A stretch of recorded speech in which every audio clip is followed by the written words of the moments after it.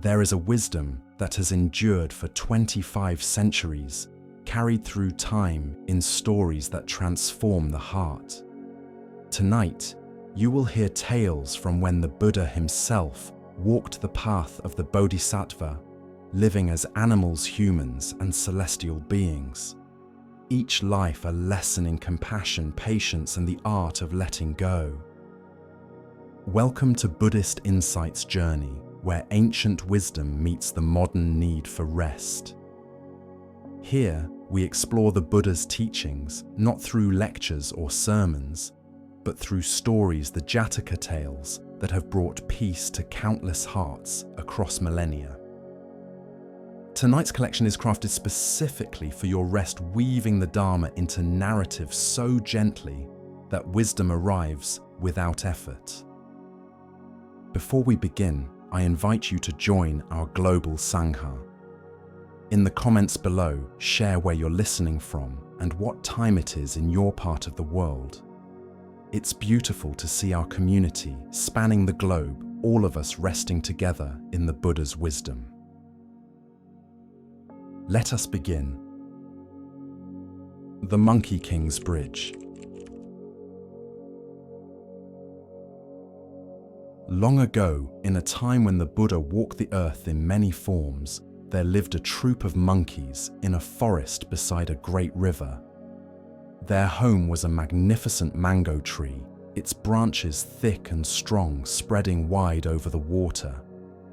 The tree's fruit was unlike any other in the kingdom, golden sweet as honey with flesh that melted on the tongue like summer rain. The Monkey King who ruled this troop was no ordinary creature. His fur gleamed like spun gold in the sunlight, and his eyes held a depth of understanding that seemed almost human. The Bodhisattva had taken birth in this form, and though he wore the body of an animal, his heart carried the same boundless compassion he would one day teach to all beings. Every evening as the sun painted the sky orange and pink, the Monkey King would climb to the highest branch of the mango tree. From there, he could see his entire troop mothers cradling their babies, young ones playing and tumbling through the leaves, elders resting in the cool shade. He knew each one by name. He knew their fears, their joys, their small quarrels and tender friendships. And he loved them all with a love that asked nothing in return. "Are you watching over us again?" His closest friend, an old grey monkey, would sometimes ask. "I am always watching," the king would reply gently. "It is what a king does, not to control, but to care." The old monkey would shake his head, smiling. "You carry the weight of all our lives on your shoulders." "It is not a weight," the king would say. "It is a privilege." The river below their tree flowed wide and deep, its current strong enough to sweep away even the strongest swimmer. The monkeys never ventured to the other side. They had everything they needed here: fruit, shelter, safety. Life was peaceful, and the days passed like beads on a string, each one precious and simple. But peace, as the Buddha would later teach, is impermanent. All things change. All things pass away. One morning, a human king and his hunting party rode through the forest. They had been traveling for days, searching for game, and the men were tired and hungry. When they came upon the river, they stopped to rest and water their horses. It was then that one of the hunters noticed the mango tree. "Your Majesty," he called out, pointing across the water. "Look at that tree. Have you ever seen fruit like that?" The king shaded his eyes and looked. Even from a distance, he could see the golden mangoes hanging heavy on the branches, and his mouth watered. He was a man who was used to having the finest of everything, and he had never seen mangoes like these. "I must taste that fruit," he declared. "Find a way across the river." His men searched up and down the bank, but the river was too wide and too swift to cross. They tried to shoot arrows across, hoping to knock down some fruit, but the tree was too far away. The king grew impatient. "If we cannot reach the tree, then cut it down. Let it fall into the river, and we will gather the fruit downstream." "But your majesty," one of the hunters said, "there are monkeys living in that tree, many of them." The king waved his hand dismissively. "They are only animals. Cut down the tree." In the mango tree, the Monkey King heard these words, and his heart grew heavy. He gathered his troop around him, and they huddled together, trembling with fear. "What will we do?" the mothers cried, clutching their babies. "Where will we go?" The young monkeys chattered anxiously. "Can we swim across the river?" "The current is too strong," the old grey monkey said quietly. "We would be swept away and drowned." "Can we run through the forest to safety?" another asked. "The hunters have surrounded us," someone else replied. "Their arrows would strike us down before we reach the trees." The Monkey King looked at his people, his family, and saw their terror. He saw the mothers trying to comfort their children. He saw the elders accepting their fate with quiet dignity. He saw the young ones who had barely begun to live. And in that moment, he knew what he must do. "Listen to me," he said, his voice calm and steady. "There is a way. You can escape." "How?" they asked. "How can we cross the river?" The Monkey King looked across the water to the far bank where a strong bamboo grove grew. The distance was impossible. No monkey could leap that far. But there was a tall tree on the near side of the river, its branches reaching out over the water. "I will make a bridge," he said simply. Before anyone could ask what he meant, the Monkey King climbed swiftly to the tallest tree on their side of the river. He positioned himself on the strongest branch that reached farthest over the water. Then, with all his strength, he leaped. His body stretched out impossibly long, reaching across the vast gap. His hands grasped a thick bamboo stalk on the far side, and his feet remained anchored to the branch behind him. His body became a living bridge, suspended over the rushing water. "Quickly," he called to his troop. "Cross over me, run across my back to safety." For a moment, the monkey stood frozen in disbelief. Then the old grey monkey understood. "Do as he says, hurry." One by one, the monkeys began to cross. They ran along the Monkey King's body, from his feet, anchored on the branch across his legs, and back to his outstretched arms, and finally leaping to the bamboo on the far side. The mothers went first, carrying their babies, then the young ones, then the elders. Each footfall pressed down on the Monkey King's body. Each step brought him closer to the limits of his endurance. The pain was extraordinary. His muscles screamed. His joints felt as if they would tear apart.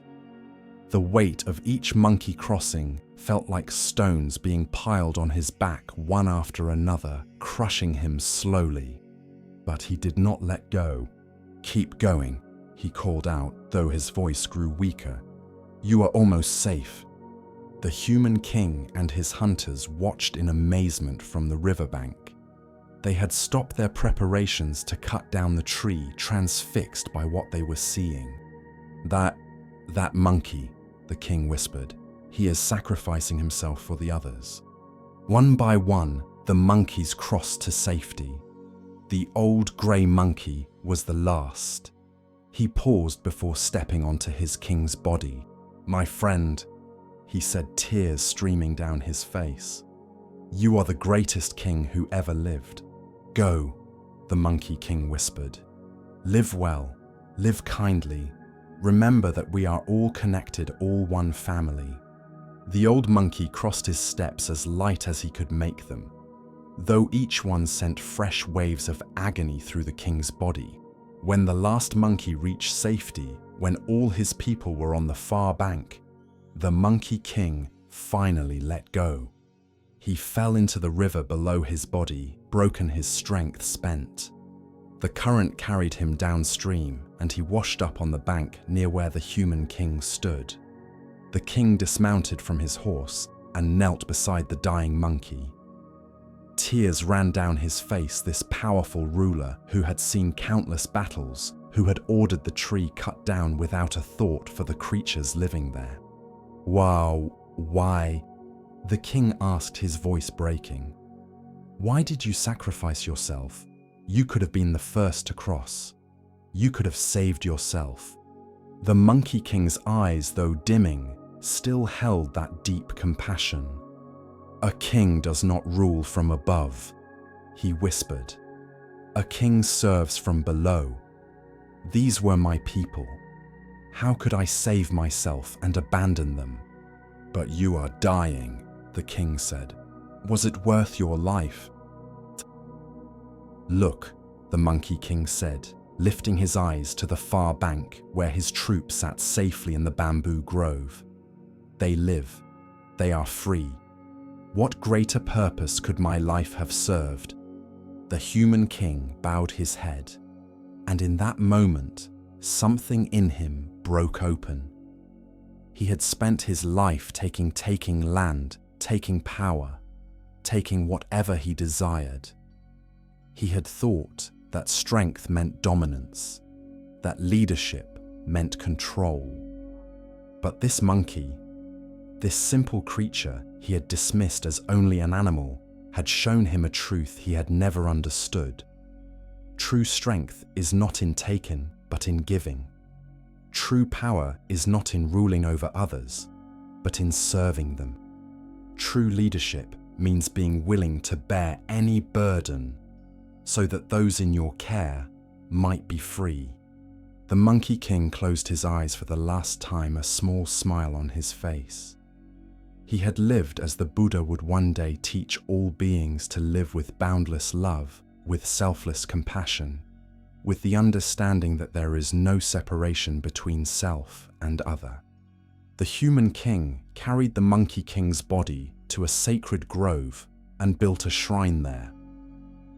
He renounced hunting forever and spent the rest of his life serving his people rather than ruling over them. And he told the story of the Monkey King to everyone he met so that the lesson would never be forgotten. The Buddha taught, just as a mother protects her only child with her life, so should we cultivate boundless love toward all beings. The Monkey King embodied this teaching completely. His sacrifice was not born from duty or obligation, but from genuine love that sees no separation between self and other. When we truly understand our interconnection, that your suffering is my suffering, that your freedom is my freedom, then protecting others becomes as natural as breathing. We no longer ask, "What will this cost me?" We ask only, "What is needed?" This is the Bodhisattva's way, to willingly bear the suffering of the world so that others might find freedom, not because we must, but because love gives us no other choice. And so, the Monkey King teaches us what many of us forget in our daily lives, that the greatest strength we possess is not physical power or worldly authority, but the capacity to love so completely that we would give everything for another's welfare. Perhaps we too have opportunities each day to be bridges for others. Not dramatic sacrifices like the Monkey King's, but small acts of service bearing a burden, so someone else doesn't have to speaking up when someone needs defending, giving our time when someone needs presence, offering our strength when someone is weak. The Buddha taught that all beings are interconnected, that we are not separate selves, but waves in the same ocean. When we protect another, we protect ourselves. When we free another, we become free. The practice is this: look for the places where you can be a bridge instead of a wall. Where can your strength support someone else's crossing? What small sacrifice might ease another's burden?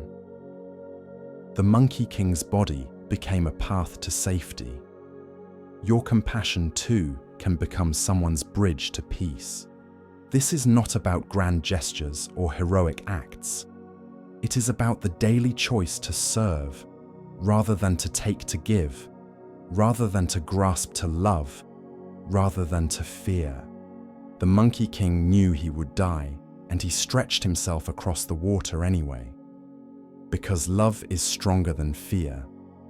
Because compassion is more powerful than self-preservation. Because in the end, the only thing that matters is whether we lived for ourselves alone or for the freedom of all beings. Rest in this truth tonight. You carry within you the same capacity for boundless love that the Monkey King demonstrated. It is not something you must earn or achieve. It is your nature waiting to be remembered. And with this understanding, may you sleep peacefully, knowing that every act of kindness, every moment of selfless service, every time you choose love over fear, you are walking the Bodhisattva's path. You are becoming a bridge. You are setting all beings free.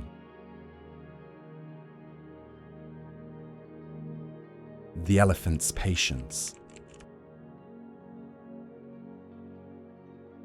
In a small village at the edge of the kingdom, there lived a man named Devak, who owned an elephant. The elephant was magnificent, tall and strong, with tusks like polished ivory and eyes that held a gentle wisdom. But Devak could not see the elephant's nobility. All he saw was a beast of burden, a tool to be used. The Bodhisattva had taken birth in this form, and though he wore the body of an elephant, his heart remained vast and compassionate. He understood that he could easily crush the man who owned him, could trumpet his rage and break free. But he chose a different path, the path of patience. Every morning, Devak would come to the elephant with a whip in his hand and anger in his heart. He was not an evil man, but he was a suffering one. His debts were many, his crops had failed, and his wife had left him for a wealthier merchant. The respect he once commanded in the village had crumbled like dry earth. And so his pain turned to bitterness, and his bitterness needed somewhere to go. "Move faster, you worthless creature," Devak would shout, bringing the whip down across the elephant's back. "You eat more than you're worth, you cost me everything." The elephant would stand perfectly still, accepting each blow without flinching. His massive body could have sent Devak flying with a single movement. His trunk could have lifted the man and thrown him like a rag doll. But the Bodhisattva saw what others could not see, that Devak's cruelty came from his own suffering, and meeting cruelty with cruelty would only deepen the darkness. "Why do you let him treat you this way?" the village dogs would ask, watching from the shadows. "You are 10 times his size. You could be free." The elephant would lower his great head and say softly, "Freedom is not found in running away from suffering. It is found in transforming it." The other animals didn't understand. They saw only weakness in the elephant's patience. But the Bodhisattva knew a truth that would one day become the Buddha's teaching, that hatred is never defeated by hatred, only by love. Day after day, the beatings continued. Devak would wake with his heart full of rage at the unfairness of his life, and he would take that rage to the elephant. Sometimes he would strike the elephant for moving too slowly. Sometimes for moving too quickly. Sometimes simply because the sight of the elephant's peaceful eyes reminded him of everything he had lost. "You have nothing to worry about, do you?" Devak would snarl, his voice breaking. "You don't know what it's like to lose everything. You don't know what it's like to be nothing." The elephant would look at him with those deep knowing eyes and think, "I know, suffering friend. I know it well. But I also know that adding more suffering to the world will not ease your pain.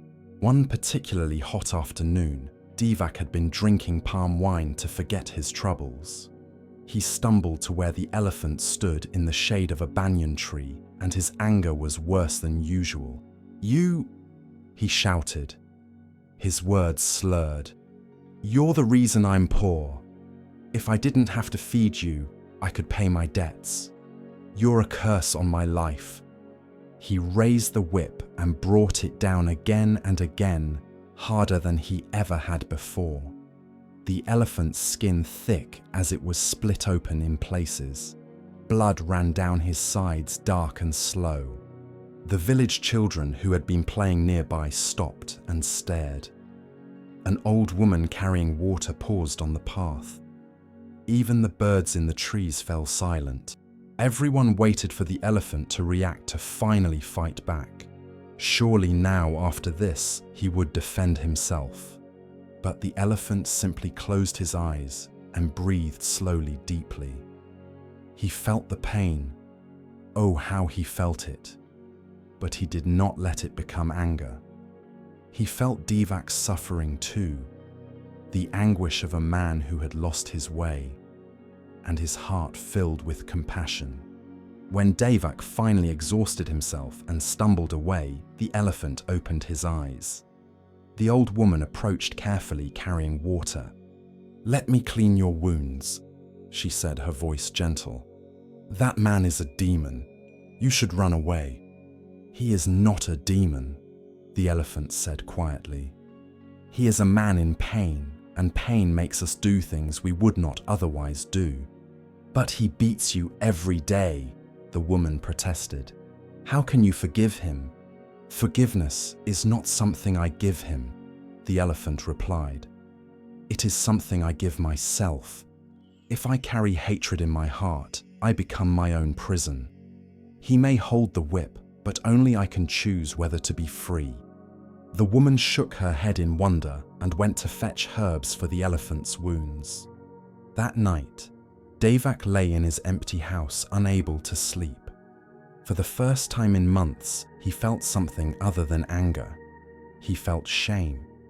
He remembered how the elephant had stood there, accepting every blow without resistance. He remembered those eyes not filled with fear or hatred, but with something he couldn't name. Something that made him feel small and lost. The next morning, Devak came to the elephant, as usual, whip in hand. But when he raised his arm to strike, something stopped him. His hand trembled. The whip felt suddenly heavy, as if it weighed more than he could bear. "Why?" he whispered. "Why don't you fight back? Why don't you hate me?" The elephant turned his great head and looked at Devak with such gentleness that the man's eyes filled with tears. "Because hatred would only add to the suffering in this world," the elephant said. "And there is already enough suffering. I will not create more." "But I've hurt you," Devak said, his voice breaking. "Every day I've hurt you. How can you not hate me?" "You hurt yourself more than you hurt me," the elephant replied. "Each time you raise that whip, you strike at your own heart. I see your pain, friend. I have always seen it." Devak fell to his knees, and the whip dropped from his hand into the dust. He wept like a child, all the anger and bitterness pouring out of him in great shaking sobs. "I have been a monster," he said. "I have been cruel and small and lost." The elephant lowered his trunk and gently touched Devak's shoulder. "You have been suffering," he said, "and suffering makes us forget who we truly are. But it is not too late to remember." From that day forward, Devak never raised the whip again. He began to care for the elephant, with tenderness washing his wounds, bringing him the sweetest grass, speaking to him with respect and gratitude. But more than that, Devak began to change. He started to notice the suffering of others in the village, the widow who struggled to carry water, the child who went hungry, the old man who had no one to talk to, and he began to help them, not because he had to, but because the elephant had shown him what true strength looked like. "How did you do it?" Devak asked the elephant one evening as they rested together under the stars. "How did you endure my cruelty with such patience?" "I saw that your cruelty was not truly yours," the elephant said. "It was suffering wearing your face, and I knew that patience is not weakness, it is the highest form of strength. When we meet hatred with patience, we give it nowhere to go. Eventually, it exhausts itself and transforms into something else." Into what?" Devak asked. "Into understanding," the elephant replied. "Into compassion, into love."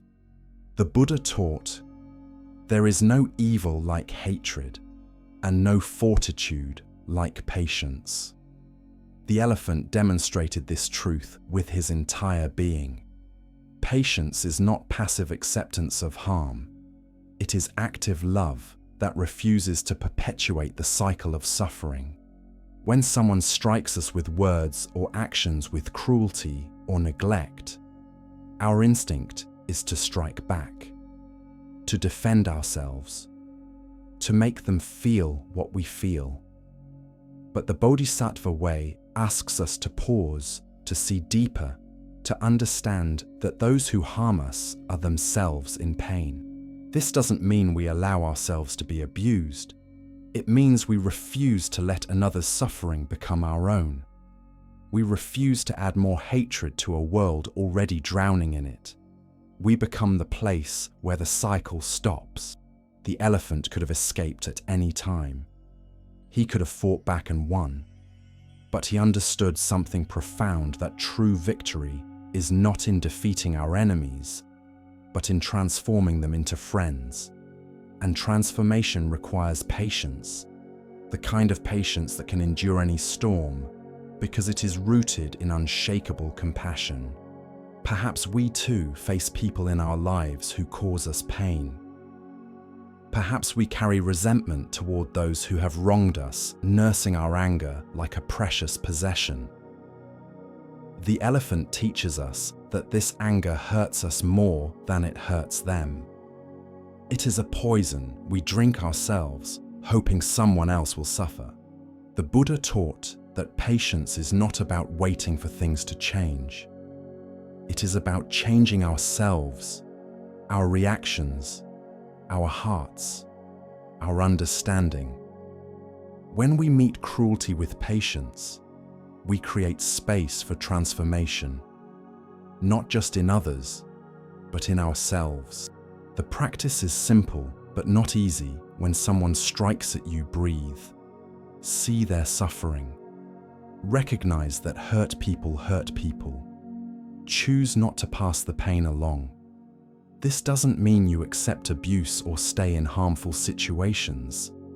It means you refuse to let hatred take root in your heart.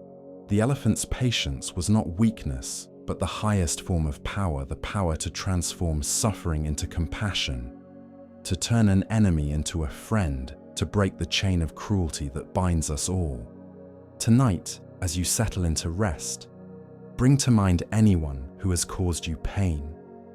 See them not as a villain in your story, but as a suffering being lost and confused, acting from their own wounds.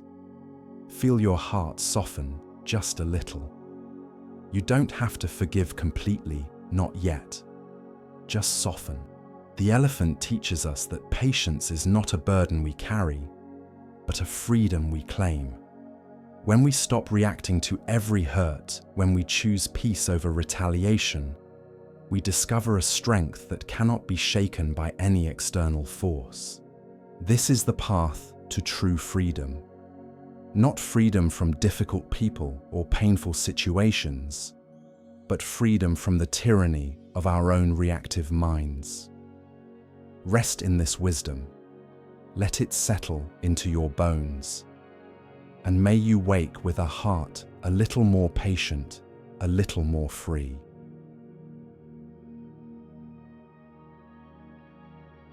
The parrot who saved the forest.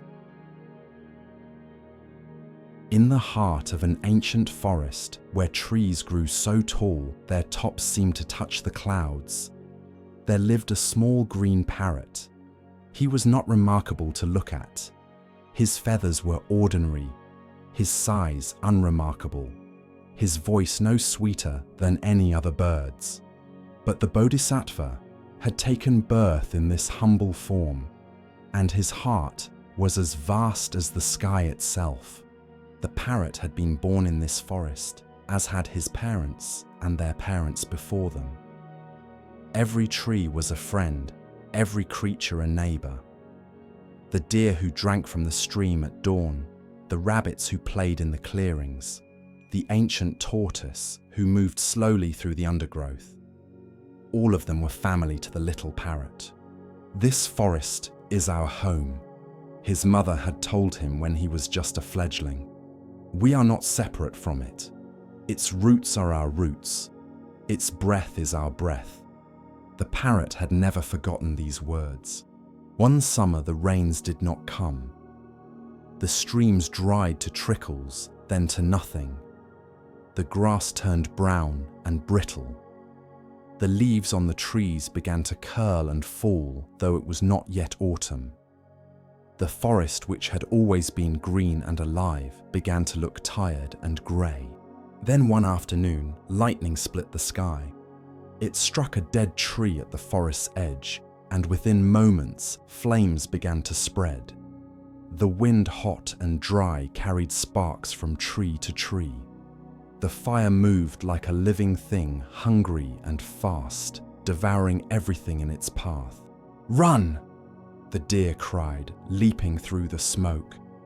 "The forest is burning! Save yourselves!" Animals fled in every direction. Rabbits racing for their burrows, squirrels scrambling down from the trees, birds taking to the sky in great panicked flocks.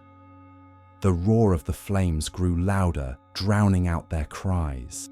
The parrot flew up above the trees and looked down at the inferno below. His heart broke at what he saw. The forest that had sheltered him, that had given him life, was being destroyed. And his friends, the old tortoise, who could not move quickly, the family of rabbits, trapped in their warren, the deer with her newborn fawn, they could not escape. He could fly away. His wings were strong, and safety lay just beyond the burning trees. Every instinct in his small body screamed at him to flee to save himself while he still could. But he looked down at his home, at his family, and he knew he could not abandon them. The parrot dove down through the smoke to the river at the forest's edge. The water level was low, but there was still enough to help. He plunged into the cool water, soaking his wings completely, then flew back into the heart of the fire. He flew over the flames and shook his wings, sending droplets of water down onto the burning trees. 3 drops, maybe 4. They hissed and vanished in the heat, making no difference at all. The parrot flew back to the river, soaked his wings again, and returned to the fire. Again he shook the water onto the flames. Again the drops disappeared like tears in an ocean. Back and forth he flew. River to fire, fire to river. His wings grew heavy with exhaustion. His lungs burned from the smoke. His feathers began to singe at the edges, filling the air with the smell of burning. A hawk fleeing to safety saw the parrot and called out, "What are you doing, you fool? You cannot put out a forest fire with a few drops of water. Save yourself." The parrot did not stop. He dove into the river soaked, his wings flew back into the flames. "You will die," the hawk cried, "and for what you are accomplishing, nothing." "Perhaps," the parrot called back, his voice hoarse from smoke. "But this is my home. These are my friends. How can I fly away and do nothing?" Again and again he made the journey. His small body trembled with exhaustion. His vision blurred from the heat and smoke, but he did not stop. He could not stop. Not while his forest burned. Not while his friends needed help. High above, in the realm of the gods, Indra, king of the heavens, watched with his divine eye. He saw the small parrot flying back and forth, carrying his impossible burden of 3 drops of water. "Look at that foolish bird," one of the gods said, laughing. "Does he think he can stop a forest fire with water on his wings?" But Indra did not laugh. He watched the parrot dive into the river once more, watched him struggle back into the flames, watched him shake his wings over the inferno with a determination that would not break. "He knows he cannot succeed," another god said. "Why does he continue?" Indra leaned forward, studying the small green bird. "Because," he said softly, "his heart knows no calculation. He does not ask if he will succeed. He asks only what must be done." The parrot made another trip, and another. His wings could barely carry him now. His body screamed for rest, but the image of the old tortoise, of the baby deer, of all his friends trapped in the flames gave him strength to continue. "Just one more trip," he whispered to himself. "Just one more." He dove into the river, and this time he could barely lift himself back into the air. His wings felt like lead. His heart hammered in his chest, but he flew back toward the fire anyway, carrying his 3 drops of water like precious jewels. Indra stood up from his throne. The other gods fell silent, watching. "That bird," Indra said, his voice filled with wonder, "has a heart larger than all of heaven. He shames us with his courage." The king of gods raised his hand, and the sky, which had been clear and merciless for months, suddenly filled with dark clouds. Thunder rumbled. Lightning flashed, not the destructive kind that had started the fire, but the kind that announces rain. And then the rain came. It fell in sheets, in torrents, in a deluge that seemed to make up for all the dry months before. It fell on the burning forest, hissing and steaming as it met the flames. It fell on the exhausted parrot, cooling his singed feathers, giving him strength to fly. Within minutes, the fire began to die. Within an hour, it was completely extinguished. The forest was saved. The parrot landed on a branch, his body shaking with exhaustion, and watched the rain fall. All around him, his friends emerged from their hiding places. The tortoise poked his head out from under a fallen log. The rabbits crept from their burrow. The deer and her fawn stepped carefully through the steaming undergrowth. They were alive. The forest was saved. The old tortoise looked up at the parrot and said, "You did this. Your courage brought the rain." But the parrot shook his head. "I only carried water," he said quietly. 3 drops at a time. I did not bring the rain." "You brought something more important than rain," the tortoise replied. "You brought a heart that would not give up. And that is what moved heaven itself." The Buddha taught, little by little, drop by drop, the water pot is filled. The parrot understood this truth in his bones. He did not measure his actions against the enormity of the disaster. He did not calculate his chances of success. He simply did what he could with what he had where he was. This is the essence of right effort. Not the effort that demands guaranteed results, but the effort that acts because action is needed. The parrot could have looked at the forest fire and said, "This is too big for me. My 3 drops of water mean nothing." And he would have been right in a way. 3 drops cannot extinguish a forest fire. But he would have been wrong in a deeper way. Because those 3 drops were not nothing. They were everything.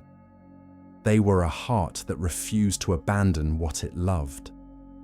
They were compassion that would not calculate or hesitate.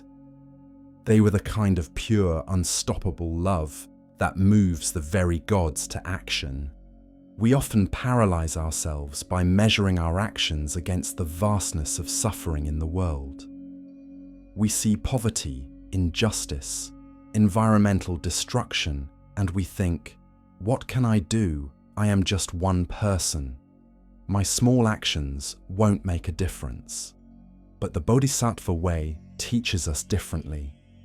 It asks, what can you do right now with what you have? Can you carry 3 drops of water? Then carry them. Can you offer one moment of kindness? Then offer it. Can you speak one word of truth? Then speak it. The parrot did not save the forest alone. The rain saved the forest. But the rain came because the parrot's heart was so pure, so determined, so completely free of doubt or calculation, that it touched something divine.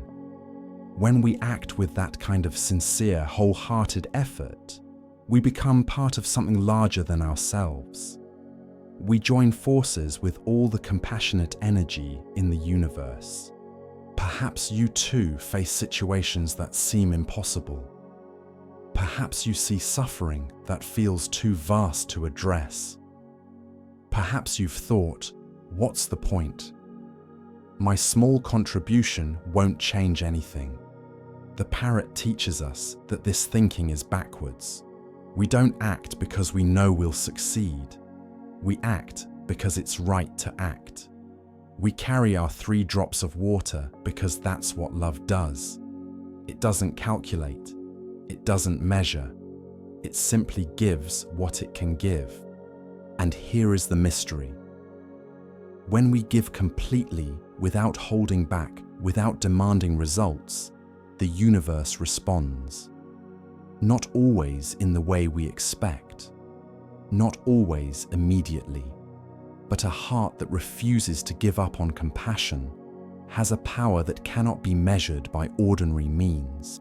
The practice is this: find your 3 drops of water. What small thing can you do today to ease suffering, to bring beauty, to offer kindness? Don't worry about whether it's enough. Don't calculate whether it will solve the whole problem. Just carry your 3 drops. Again and again, with a heart that won't give up. The parrot was exhausted, singed small, and seemingly powerless. But his determination was unshakable, and that made all the difference. Your small acts of kindness are never wasted. Your 3 drops of compassion are never meaningless. They join with all the other drops, with all the other sincere hearts, and together we create the rain that saves the world. Tonight, as you drift towards sleep, release the burden of having to solve everything, fix everything, save everything. You are not required to extinguish the forest fire alone. You are only asked to carry your 3 drops of water with a sincere heart. That is enough. That has always been enough. Rest in this truth: the universe conspires with sincere hearts. Your efforts, however humble, matter more than you know. Sleep peacefully, knowing that your compassion, your small daily kindnesses, your refusal to give up on love, these are the drops that fill the pot. The rain that saves the forest. The force that transforms the world.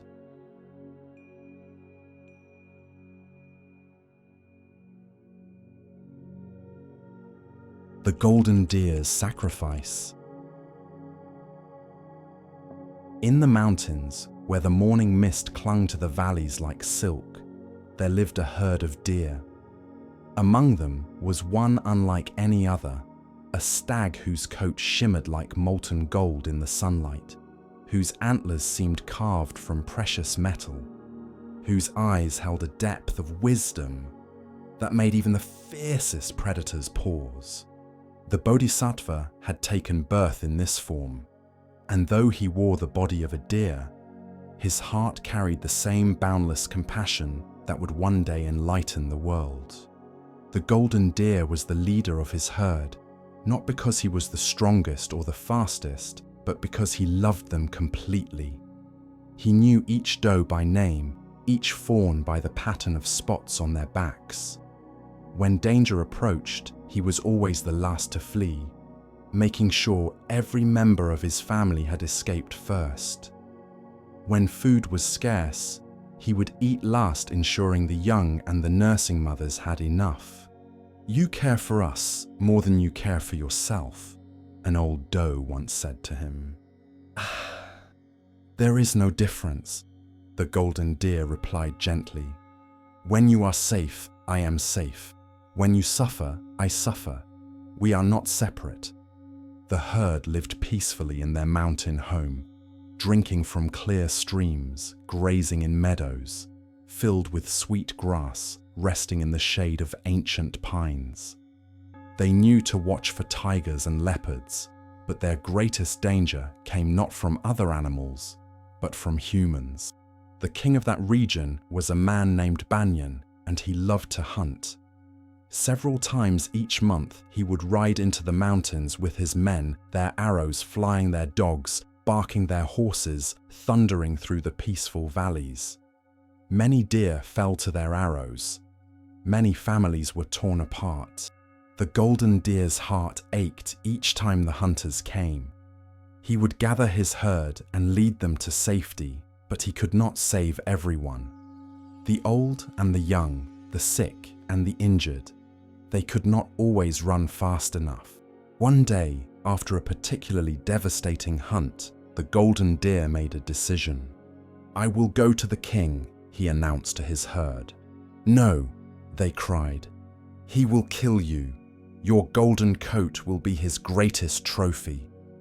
"Perhaps," the golden deer said calmly, "but perhaps not. I must try." The next morning, the golden deer walked alone down from the mountains. He walked through the forests and fields past villages, where people stopped and stared until he reached the king's palace. The guards saw him approaching and raised their spears, but something about the deers, bearing the way he walked, without fear, the wisdom in his eyes, made them hesitate. "I wish to speak with your king," the golden deer said. The guards looked at each other in amazement. A talking deer. A golden deer who walked into the palace asking for an audience. They sent word to King Banyan, who came out to see this wonder for himself. The king stood on his terrace, looking down at the golden deer. His hand instinctively moved to his bow, but he did not draw it. He had hunted for many years, but he had never seen a creature like this. "You are the golden deer," the king said. "I have heard stories of you. My hunters say you are like a ghost, impossible to catch." "I am not a ghost," the deer replied. "I am flesh and blood as you are, and I have come to make you an offer." "An offer?" The king laughed. What could a deer offer a king? "A bargain," the golden deer said. "Your hunters come to the mountains and kill my people without mercy. The young and the old, the sick and the healthy, your arrows do not discriminate. Families are destroyed. Mothers lose their children. Children lose their mothers." The king shifted uncomfortably. He had never thought of the deer as having families, as loving each other, as suffering loss. "What is your bargain?" he asked. "This," the golden deer said, his voice steady and clear. "Each day, one deer will come down from the mountains to your palace. One deer willingly to provide meat for your table. In exchange, you will stop the hunts. No more arrows flying through our home.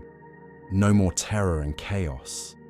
One life each day given freely instead of many lives taken by force." The king stared at the golden deer.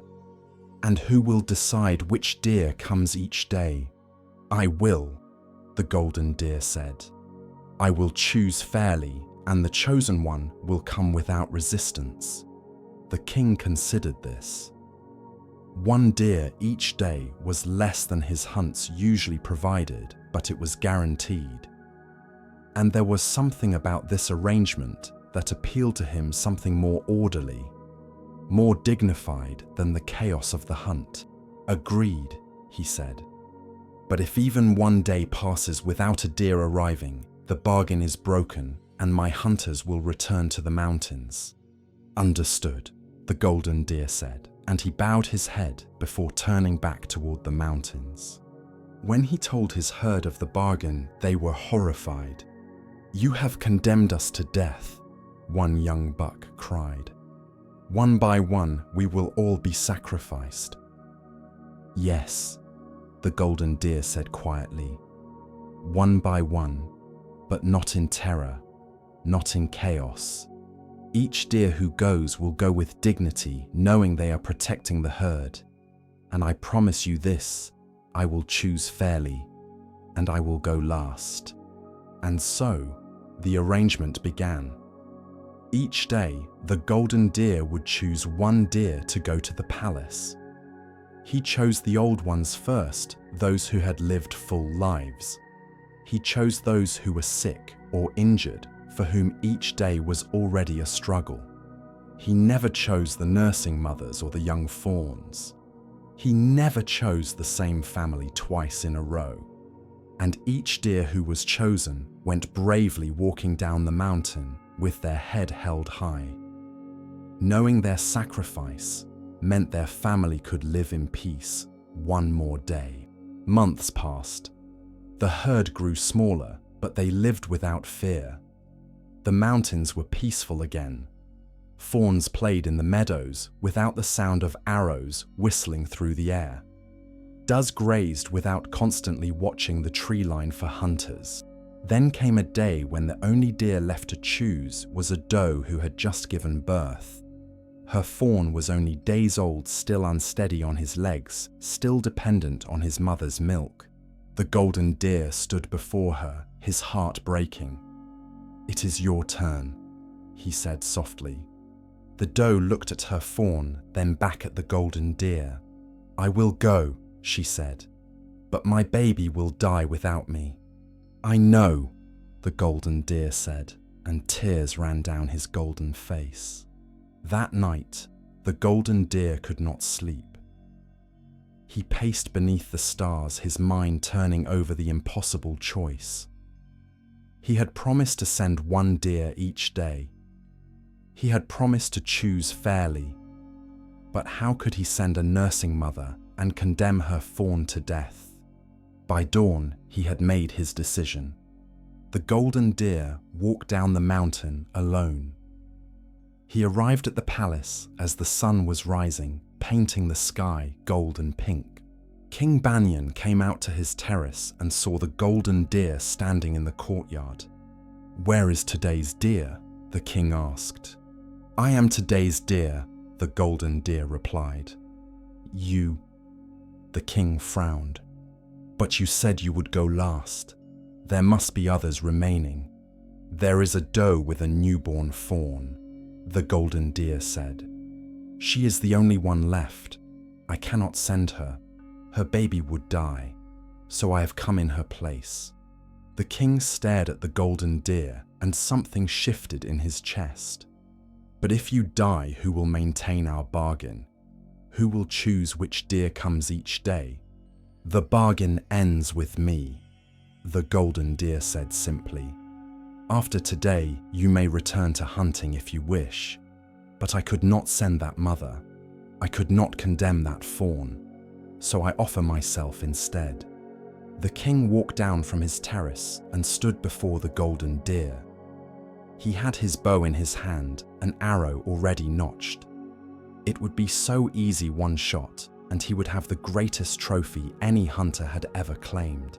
But his hand would not draw the string. Why? The king asked, his voice barely a whisper. Why would you sacrifice yourself for a doe and her fawn? You are their king. You are precious beyond measure. They are just ordinary deer." The golden deer looked at the king with those deep, wise eyes. "There is no such thing as just ordinary," he said. "Every life is precious. Every mother's love for her child is sacred. Every being wants to live, wants to be free from fear, wants to protect those they love. How could I value my life above theirs?" The king's bow slipped from his fingers and clattered on the stone. He fell to his knees before the golden deer, and tears streamed down his face.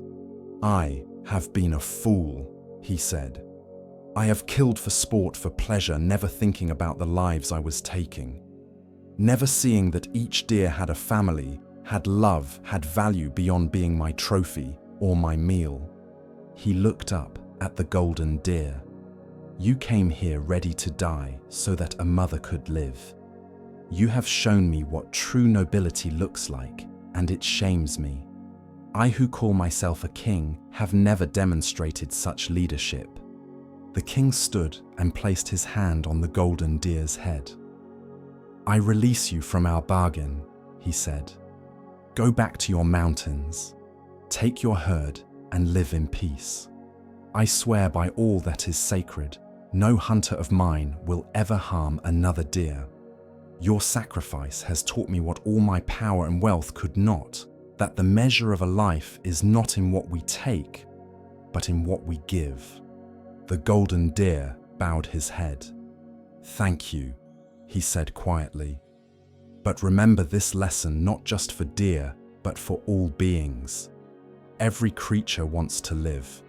Every life has value. True strength is not in taking life, but in protecting it." The king nodded, unable to speak.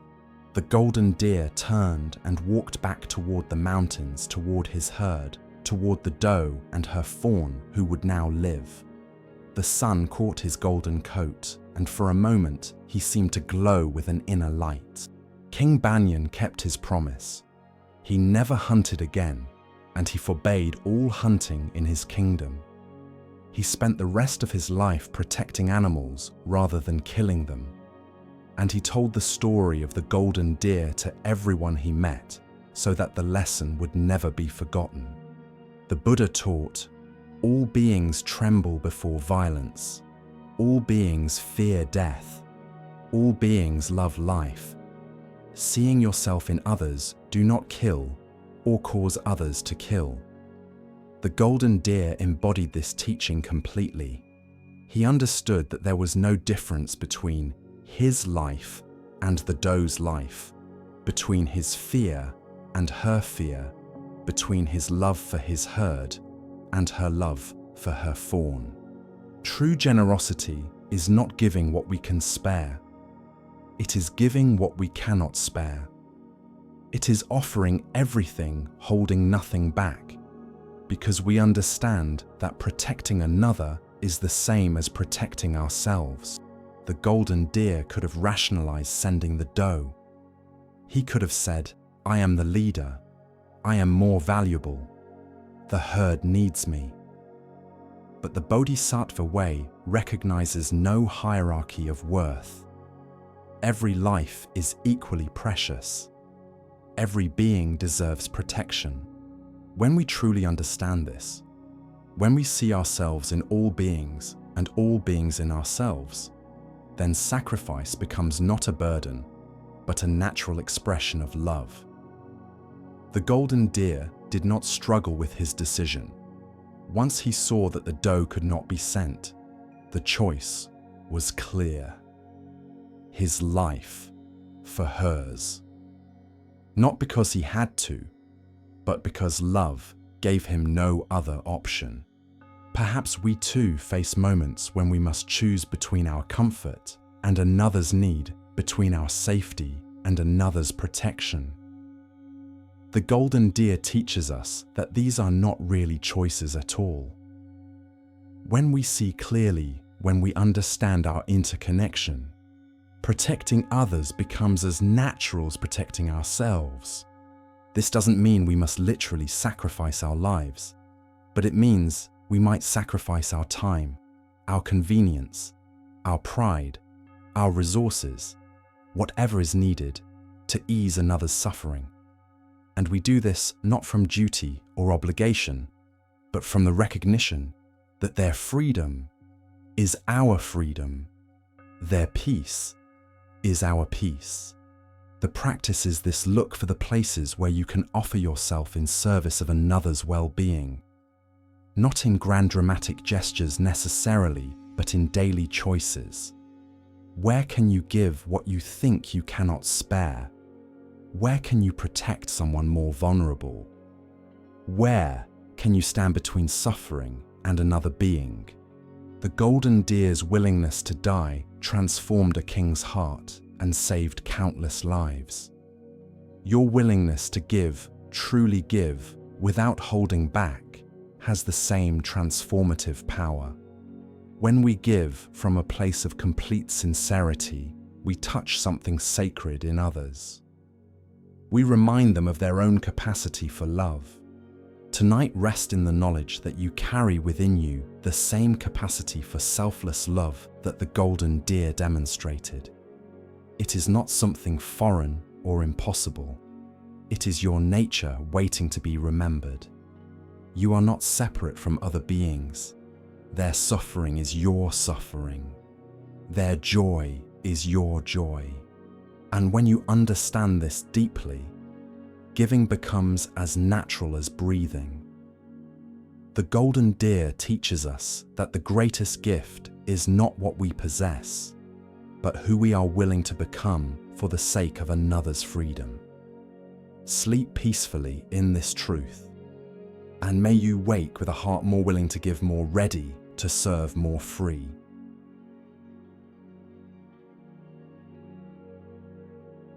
The Wise Quail and the Hunter's Net. In a golden field of millet, where the grain grew tall and sweet, there lived a large flock of quails. They were small brown birds, unremarkable to look at, but they lived together in harmony, sharing the abundance of the field and watching over each other's young. Among them was one quail who was wiser than the rest. The Bodhisattva had taken birth in this humble form, and though his body was small, his understanding was vast. The other quails looked to him for guidance, and he led them with patience and care. Stay together, he would remind them each morning as they ventured out to feed. When we move as one, we are strong. When we scatter, we are vulnerable. The quails had learned to trust his wisdom. They had seen how his guidance kept them safe from hawks and foxes, from storms and floods. But their greatest danger came from a hunter who lived at the edge of the field. This hunter had a clever method. Each day, he would spread his net across a section of the field, covering it with grain to hide the mesh. Then he would hide and wait. When the quails came to feed, they would become tangled in the net, and the hunter would capture them by the dozens.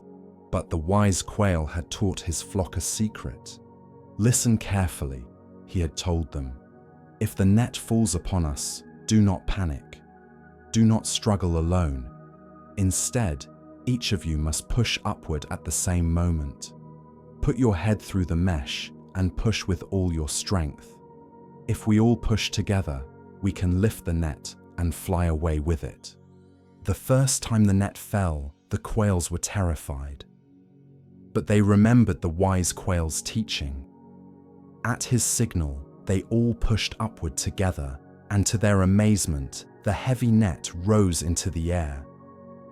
They flew with it to a nearby thorn bush and shook themselves free, leaving the net tangled in the branches. The hunter was astonished. He had never seen such a thing. He retrieved his net, repaired it, and tried again the next day. Again, the net fell. Again, the quails pushed together. Again, they flew away to safety. Day after day, this continued. The hunter would set his trap, and the quails would escape by working together. He tried different locations, different times of day, different types of nets. Nothing worked. As long as the quails moved, as one they could lift any net he spread. The hunter grew frustrated and poor. His wife complained that they had no food. His children went hungry. But still, the quails escaped. How do they do it? He muttered to himself, watching from his hiding place as the flock once again flew away with his net. They are just small birds. The net is heavy, yet they lift it as if it weighs nothing. His friend, an old farmer, came to visit and found the hunter sitting dejected by his empty nets. "What troubles you?" the farmer asked. Those quails," the hunter said. "They have learned to work together. When my net falls, they all push at once and fly away. I cannot catch even one of them." The old farmer smiled. "Be patient, friend. Wait a little longer. No group stays united forever. Sooner or later, they will quarrel. And when they do, you will have your catch." The hunter didn't understand, but he decided to wait. Meanwhile, in the flock, something was changing. Success had made the quails comfortable. They had escaped the net so many times that they began to take their safety for granted. And with that comfort came carelessness. One morning, as the flock was feeding, one quail accidentally stepped on another's head while reaching for a particularly plump grain. "Watch where you're going," the second quail snapped. "It was an accident," the first quail replied. "Don't be so sensitive." "Sensitive? You stepped on my head. It was barely a touch. You're making a big fuss over nothing." The wise quail heard the argument and felt a chill of worry. "Friends," he said gently, "let us not quarrel over small things. We need each other." But the two quails ignored him too, caught up in their disagreement. The next day, another argument broke out. One quail accused another of taking more than his share of the grain. "I saw you. You ate from my spot. This is everyone's field. There are no spots. You always take the best grain for yourself." Again, the wise quail tried to intervene. "Please, friends, there is plenty for everyone. We must stay united." But the quarreling continued. Each day brought new complaints, new accusations. One quail said another had pushed him aside. Another claimed someone had insulted his family. A third insisted she was doing more work than everyone else. The wise quail watched with growing concern. "Remember," he said at their evening gathering, "our strength lies in our unity. When we work together, no net can hold us. But if we let anger and resentment divide us, we will fall." Some of the quails nodded, but others rolled their eyes. "You worry too much," one said. "We've escaped the net 100 times. We know what to do." "Yes," another agreed. "We don't need to be friends to push upward together. We just need to push." The wise quail shook his head sadly, but said nothing more. The next morning, the flock descended into the field to feed. They didn't notice the hunter spreading his net with extra care, his eyes bright with anticipation. The old farmer's words had proven true. He had watched the flock for days and seen the arguments, the divisions, the growing resentment among them. The net fell. "Push!" cried the wise quail. "Push together now!" But this time, instead of working as one, the quails began to argue. "I'm pushing. You're not pushing hard enough. Don't tell me what to do. I'm pushing as hard as you are." "No, you're not. You never do your share." "That's a lie. I always work harder than everyone else." Each quail pushed in their own time, in their own way, some with anger, some with resentment, some barely trying at all because they were too busy arguing. The net, which had risen so easily when they worked together, now barely lifted at all. The hunter ran forward with a shout of triumph. The quails panicked, struggling individually to escape, but the net held firm. The hunter gathered them up, dozens of quails tangled in the mesh, and carried them away. Only the wise quail managed to escape. He had been at the edge of the net and slipped free in the chaos. He flew to a nearby tree and watched with a heavy heart as his flock was taken away. That evening, he sat alone on a branch, looking out over the empty field. The other birds came to offer their condolences. "It's not your fault," a sparrow said. "You tried to warn them." "I should have tried harder," the wise quail replied. "I should have found a way to help them see." "You cannot force wisdom on others," an old crow said. "You can only offer it. They must choose to accept it." The wise quail was quiet for a long moment. Then he said, "Unity is not something we can take for granted. It must be tended like a garden, protected like a flame in the wind. The moment we let pride and anger divide us, we become vulnerable to every danger." He looked out at the field where his flock had lived and fed together. They forgot that our strength came not from our individual power, but from our willingness to work as one. They forgot that small disagreements left to grow can destroy even the strongest community. The Buddha taught a community in harmony, appreciating each other without disputes. Blending like milk and water dwells in comfort. The wise quail had tried to teach his flock this truth, but they had to learn it through suffering. When we work together, when we put aside our small grievances and personal pride, we can accomplish what seems impossible. The quails had lifted a heavy net hundreds of times, not because any one of them was strong, but because they moved as one body, one heart, one purpose.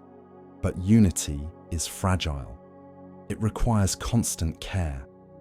It requires us to let go of being right, to forgive small offenses, to see the bigger picture beyond our individual complaints.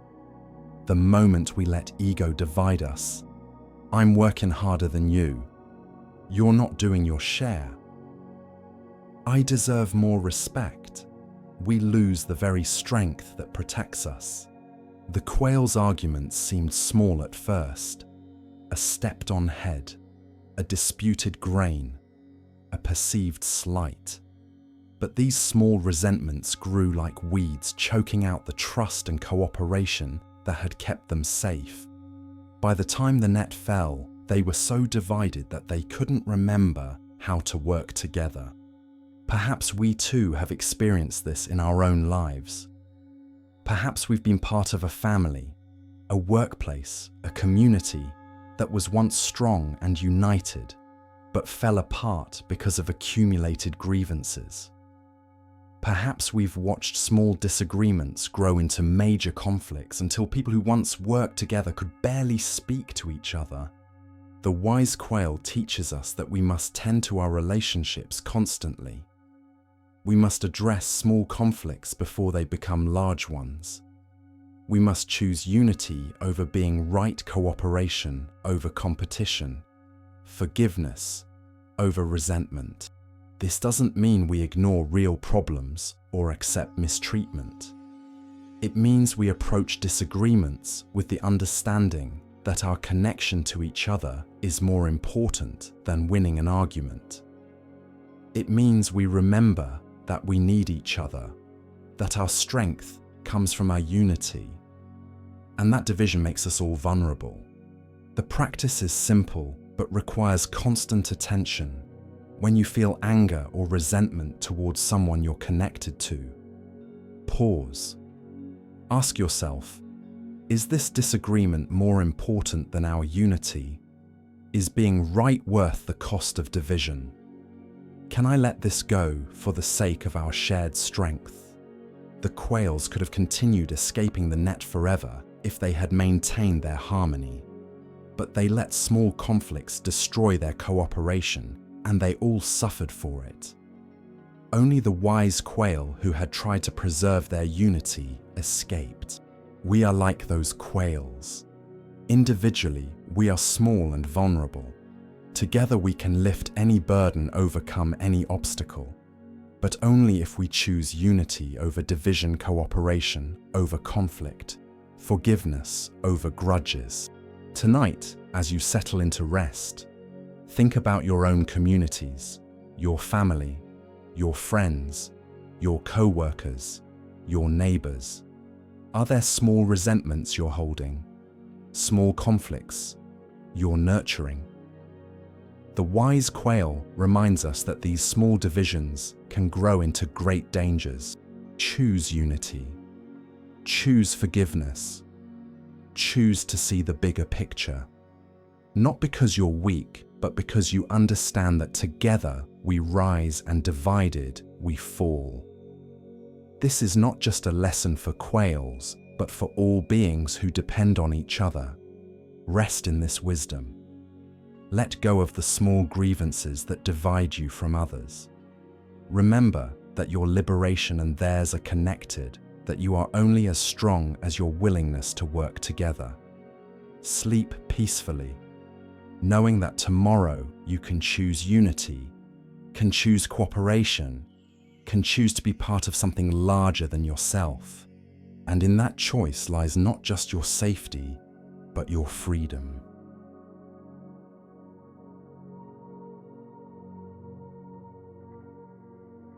The merchant's empty boat.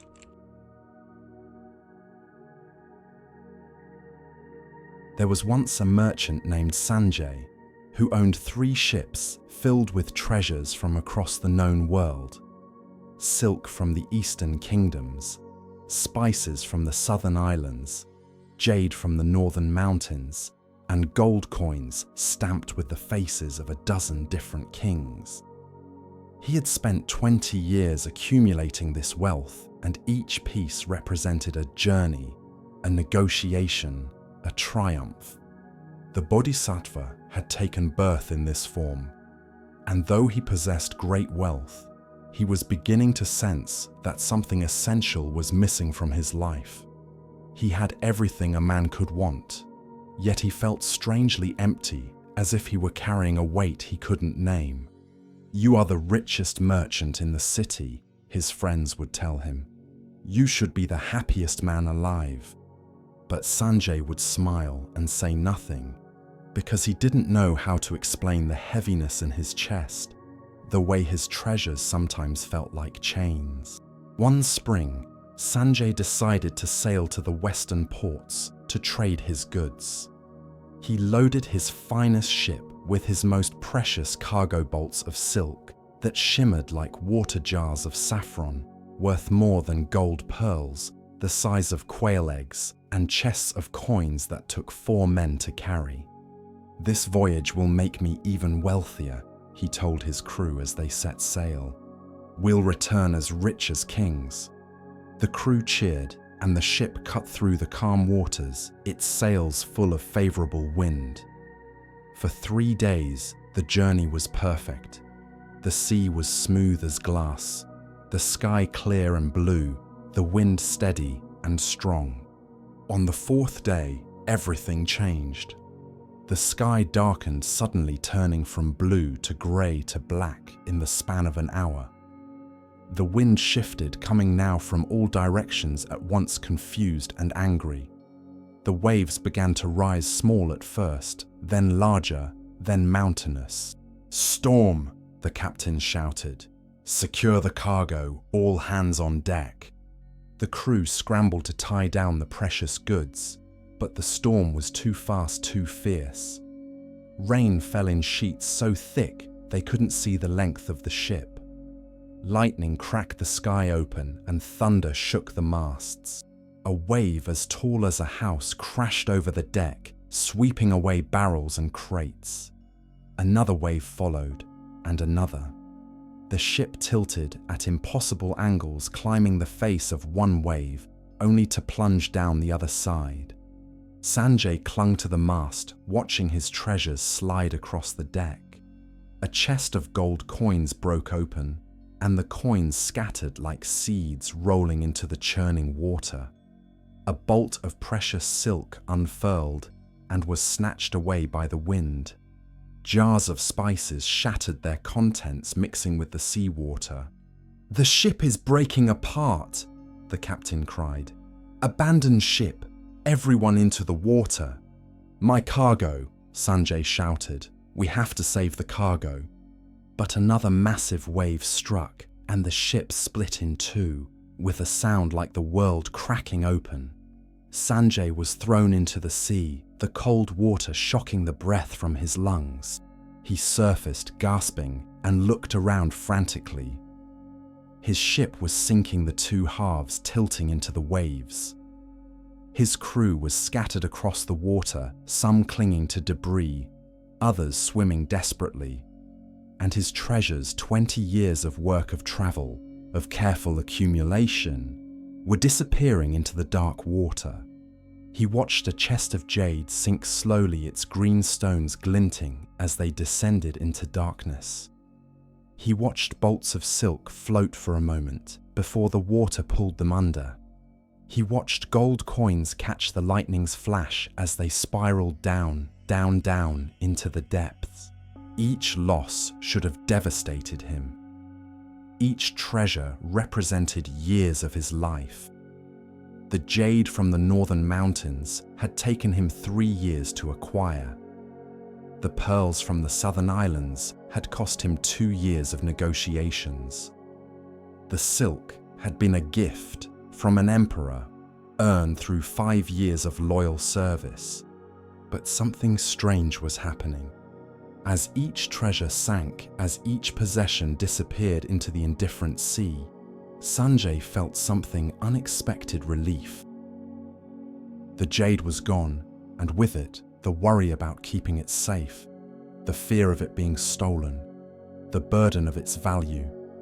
The silk was gone, and with it, the pressure to sell it for the right price, the anxiety about it being damaged, the weight of its worth. The gold was gone, and with it, the constant calculation of profit and loss, the fear of poverty, the endless wanting of more. With each loss he felt lighter, freer, more himself than he had felt in years. A piece of the ship's mast floated past, and Sanjay grabbed it, wrapping his arms around the wood. He floated there in the storm, watching the last of his possessions sink into the sea, and he began to laugh. It started as a small chuckle, then grew into full-bodied laughter that mixed with the sound of thunder and rain. He laughed at the absurdity of it all, how he had spent 20 years gathering things, protecting things, worrying about things, when all along they were just objects that could disappear in a moment. "I am free," he shouted to the storm. "I have nothing, and I am free." The storm raged for 2 more days. Sanjay clung to his piece of wood, drinking rainwater when he could, his body growing weak, but his spirit growing strangely strong.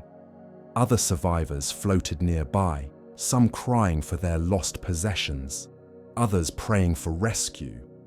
But Sanjay felt only a deep, unexpected peace. On the 3rd day, the storm passed. The sun emerged warm and golden, and the sea calmed to gentle swells. Sanjay and the other survivors washed up on a sandy shore, exhausted and empty-handed. The crew gathered on the beach, taking stock of what they had lost. Everything. The ship, the cargo, their wages, their possessions. Some men wept. Others cursed their bad fortune. They looked like broken men defeated by the sea. But Sanjay stood and stretched his arms wide, feeling the sun on his face, the sand beneath his feet, the breath moving in and out of his lungs. He was alive. He was here. and he owned nothing. "Master Sanjay," one of the crew said, approaching hesitantly. "I'm so sorry. Your fortune is lost. 20 years of work gone in 3 days." Sanjay smiled at him. "Do I look like a man who has lost something?" The crewman looked confused. "But everything is gone. The ship, the cargo, your wealth." "Yes," Sanjay said. "Everything is gone, and I have never felt wealthier." He began to walk along the beach, and the crew followed, not understanding, but curious. Sanjay picked up a shell, smooth and perfect, and held it up to the light. "Look at this," he said. "Isn't it beautiful? Yesterday, I wouldn't have noticed it. I would have been too busy worrying about my jade, my silk, my gold. But now I can see it clearly. Now I can appreciate it without wanting to own it." He placed the shell back on the sand and continued walking. "For 20 years, he said, I thought I was accumulating wealth. But what I was really accumulating was worry, fear, the burden of ownership. Every treasure I gained was another thing to protect, another thing, to lose another weight on my shoulders." He stopped and turned to face his crew. "I thought my possessions defined me. I thought they made me valuable, important, secure. But the sea has taught me what I should have known all along. We own nothing. Not really. Everything we think we possess is just borrowed for a little while. The only thing we truly have is this moment, this breath, this awareness." One of the younger crewmen spoke up. "But Master, how will you live? How will you eat? How will you survive without money?" Sanjay laughed gently. "The same way I'm surviving right now, one breath at a time, one step at a time. I have my hands, I can work. I have my mind, I can think. I have my heart, I can love. What more do I need?" They walked to a nearby village where the people, seeing their condition, offered them food and shelter. Sanjay worked in the village for several weeks, helping to repair boats, teaching the children to read, sharing stories with the elders. He owned nothing but the simple clothes the villagers gave him, but he felt richer than he ever had with his 3 ships full of treasure. One evening, sitting by the fire with the village elder, Sanjay said, "I spent my whole life afraid of losing what I had. And now that I've lost everything, I've discovered that I've lost nothing important. The things I thought I needed were just illusions. The real treasure was always here." He placed his hand over his heart. The elder nodded. "The Buddha teaches this truth, that clinging is the root of suffering. We grasp at things trying to hold them, trying to keep them, but everything is impermanent. Everything changes. Everything passes away. When we finally let go, we discover the freedom that was always available to us." "Yes," Sanjay said. "The sea was my teacher. It took everything from me, and in doing so, it gave me everything." The Buddha taught, "All conditioned things are impermanent. When one sees this with wisdom, one turns away from suffering." Sanjay discovered this truth not through study or meditation, but through direct experience. The ocean stripped away everything he thought he needed and revealed what was actually essential. We suffer not from loss itself, but from our desperate grip on things that were never ours to keep. We treat our possessions, our positions, our identities as if they are permanent, as if they define us, as if losing them would mean losing ourselves. But everything in this world is borrowed: our bodies, our belongings, our relationships, even our thoughts and feelings. All of it arises and passes away. The merchant thought his wealth made him secure, but it actually made him anxious. Every treasure was something to protect, something to worry about. something that could be lost. His possessions possessed him. Only when the ocean took everything did he discover the lightness of having nothing to lose. This doesn't mean we should abandon all our belongings or stop caring about anything. It means we hold everything lightly with open hands. We enjoy what we have without clinging to it. We appreciate what comes without demanding its stay. We accept what goes without resisting its departure. Perhaps you too are carrying burdens you don't need to carry. Perhaps you're holding tightly to things, possessions, status ideas about who you should be that are actually weighing you down. Perhaps you're afraid of loss, not realizing that the fear itself is heavier than any actual loss could be. The merchant teaches us that true wealth is not what we own, but what we can let go of. True security is not in accumulating, but in releasing. True freedom is not in having everything, but in needing nothing. The practice is this: notice what you're clinging to. Notice where you feel that tight grip of mine, that fear of losing that need to control and keep. And then, just for a moment, imagine letting it go. Feel what that would be like. You don't actually have to let it go, just feel into the possibility. What remains when everything else is stripped away? Not nothing. Something vast and unshakable. Your awareness, your capacity to experience your fundamental okayness that doesn't depend on external conditions. This is what the merchant discovered on his piece of driftwood in the middle of a storm. This is what the Buddha taught. This is what is always available to us. Tonight, as you release into sleep practice, the merchant's letting go. Each breath out, release something you're holding too tightly. A worry about the future, a regret about the past, a need for things to be different than they are. Feel how spacious you become. Feel how light. This is your true wealth. The freedom to hold life with open hands, to appreciate without possessing, to love without clinging. The ocean teaches this truth with perfect clarity.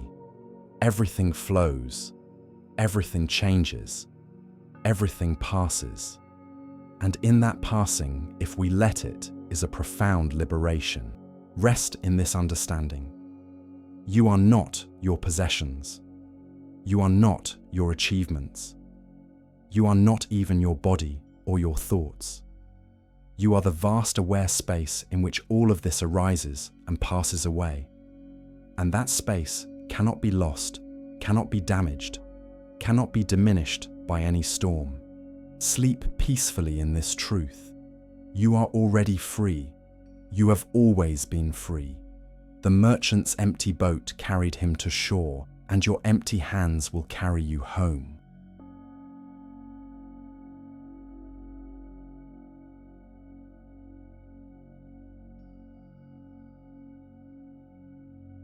The hare's gift to the moon. In a peaceful forest clearing, 4 friends lived together in harmony. There was a monkey clever and quick, who could leap through the trees and gather the sweetest fruits. There was an otter sleek and strong who could dive deep into the river and catch the fattest fish. There was a jackal cunning and resourceful who knew where to find rice and grain left by farmers. And there was a hare small and brown who could do nothing remarkable at all. The Bodhisattva had taken birth in this humble form, the smallest and weakest of the 4 friends. But what he lacked in size and skill, he made up for in wisdom and compassion. The 4 friends had made a pact to live by the Buddha's teachings, even though the Buddha had not yet been born in that age. They had learned from wise hermits that the path to peace lay in generosity, in kindness, in thinking of others before themselves. Tomorrow is the holy day, the hare said one evening as they gathered to watch the sunset. We should prepare offerings for any travelers who might pass through the forest. It is said that on holy days, the gods sometimes walk among us in disguise, testing our generosity. "A fine idea," said the monkey. "I will gather mangoes from the tallest trees, the ripest and sweetest ones that no one else can reach. I will catch fish from the deepest pools," said the otter, "the silver ones that shine like moonlight. I will find rice from the farmer's stores," said the jackal, "the finest grains perfectly dried and ready to cook." They all looked at the hare, waiting for him to say what he would offer. The hare was quiet for a long moment, looking down at his small paws. What could he possibly give? He couldn't climb trees like the monkey. He couldn't swim like the otter. He couldn't sneak into farmers' stores like the jackal. All he could do was nibble grass and hop through the forest. "I will offer what I can," he said finally, though his heart was heavy with the poverty of his gift. That night, the hare couldn't sleep. He sat under the stars thinking about the next day.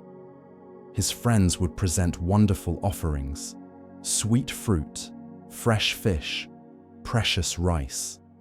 And what would he have? Grass. Who would want grass?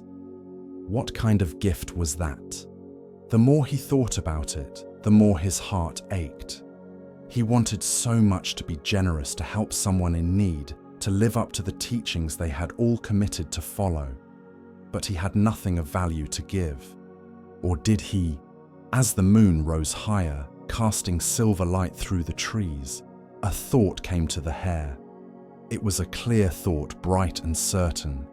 And once it arrived, he knew it was true. "I have only this body," he whispered to the night, "but I can give it completely." The next morning, the four friends set about preparing their offerings. The monkey swung through the trees, selecting the most beautiful mangoes. The otter dove into the river, catching fish after fish. The jackal trotted off toward the farms, returning with a cloth bundle full of rice. The hare sat quietly in the clearing, waiting. As the sun reached its highest point, a traveler appeared at the edge of the forest. He was old and bent, leaning heavily on a walking stick, his clothes dusty from a long journey. His face was lined with exhaustion, and his eyes held the deep weariness of one who has walked too far without rest.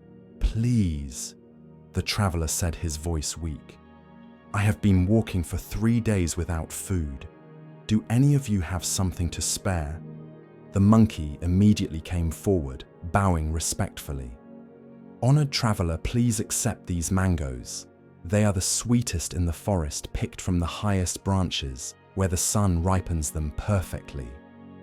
The traveler accepted the mangoes with gratitude, eating one, slowly savoring its sweetness. The otter approached next, carrying his fish. "Honored traveler, please accept these fish. They are fresh from the river, caught this morning from the deepest pools." The traveler thanked the otter and accepted the fish. The jackal came forward with his bundle of rice. "Honored traveler, please accept this rice. It is the finest grain, carefully stored and perfectly dried. It will give you strength for your journey." The traveler bowed his head in thanks and took the rice. Then the traveler turned to the hare, who had been sitting quietly watching his friends make their generous offerings. And you small one?" the traveler asked. "Do you have nothing to offer a hungry traveler?" The hare's heart broke in that moment.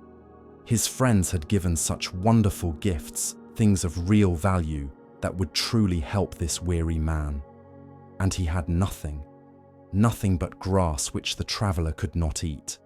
Nothing but himself. The hare looked up at the traveler with eyes full of compassion and determination. "Such honored traveler," he said, his voice steady despite the pounding of his heart. "I have no fruit to give you. I cannot climb trees. I have no fish to offer. I cannot swim in deep waters. I have no rice to share.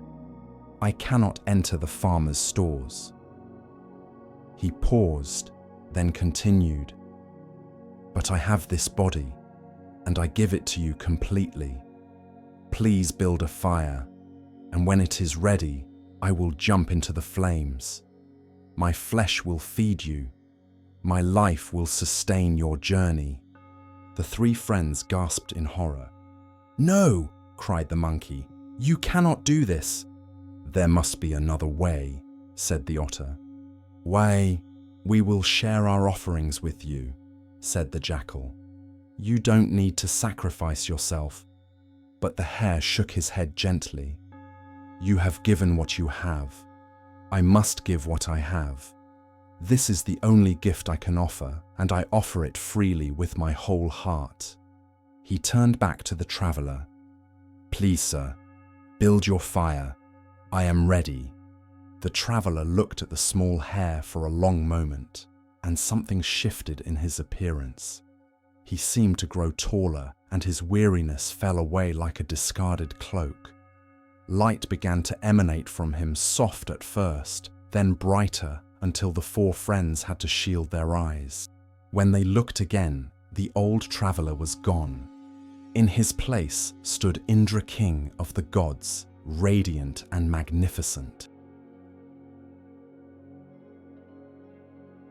"Little hare," Indra said, his voice filled with wonder and respect, "I came to test your generosity, but you have taught me something I did not expect to learn.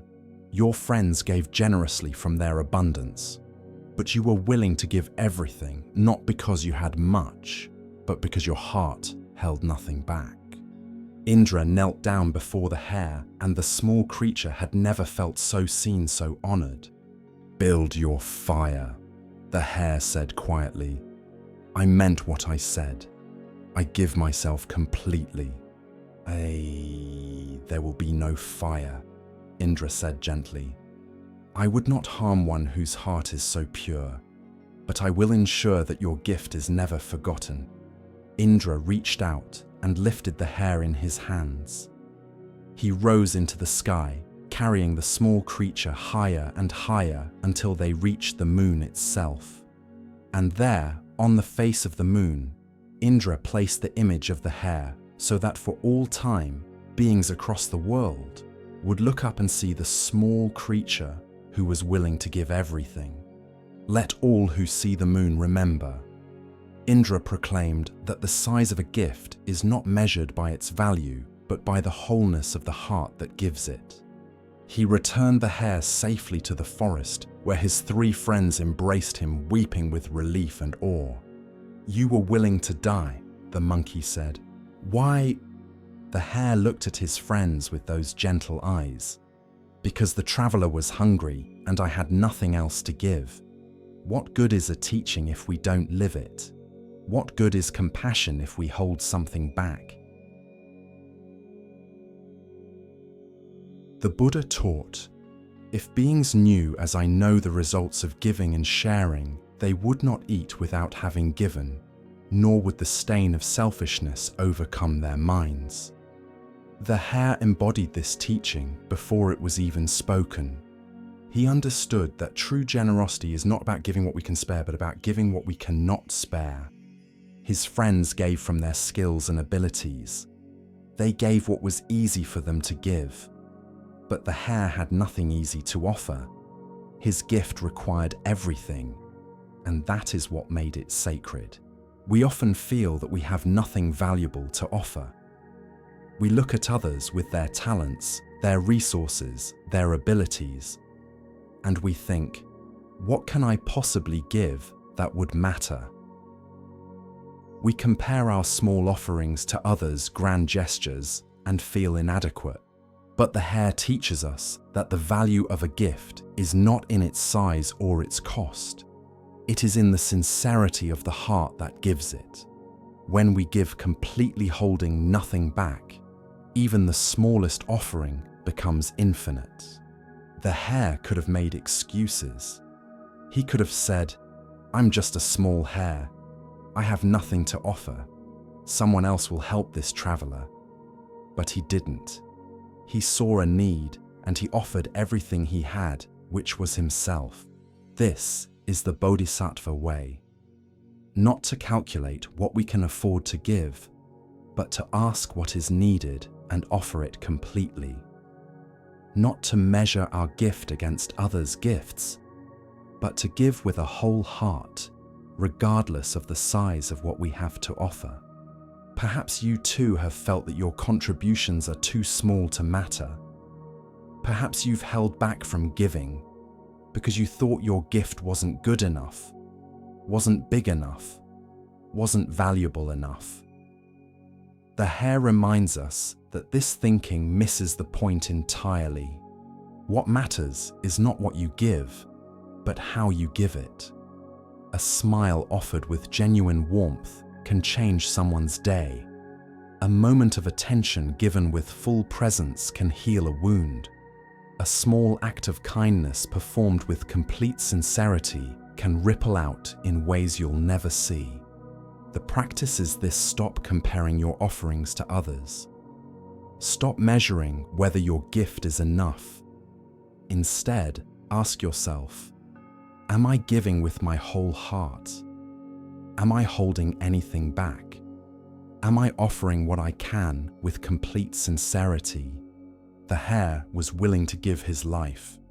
Most of us will never be asked for such a sacrifice, but we are asked every day to give what we have: our time, our attention, our kindness, our presence. And we can give these things either partially with one foot out the door, calculating what it costs us, or we can give them completely with both feet in holding nothing back. When we give completely, something miraculous happens. Our small gift becomes sacred. Our humble offering touches something divine. The universe recognizes and honors a heart that holds nothing back. Tonight, look up at the moon in your mind's eye. See the Hare there, forever leaping, forever giving, forever, demonstrating that the greatest gift is not what we possess, but who we're willing to become for another's welfare.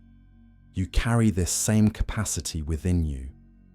You may not have much to offer by the world's standards, but you have yourself, your attention, your kindness, your sincere heart. And when you offer these completely holding nothing back, you give a gift beyond measure. Rest in this truth. Your sincere heart is the greatest treasure you possess. It is enough. It has always been enough. The Hare teaches us that poverty of resources is no barrier to richness of spirit. What you have to give, given completely, is everything. Sleep peacefully, knowing that your small acts of genuine kindness are never wasted, never too small, never insufficient. They are seen, they are honored, they are eternal. Like the Hare on the moon, they shine forever, reminding all beings that love that holds nothing back is the greatest gift of all.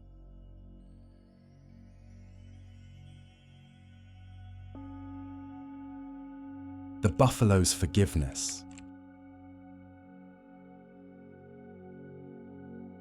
By the wide river where the water ran slow and deep, there lived a water buffalo of extraordinary size and strength.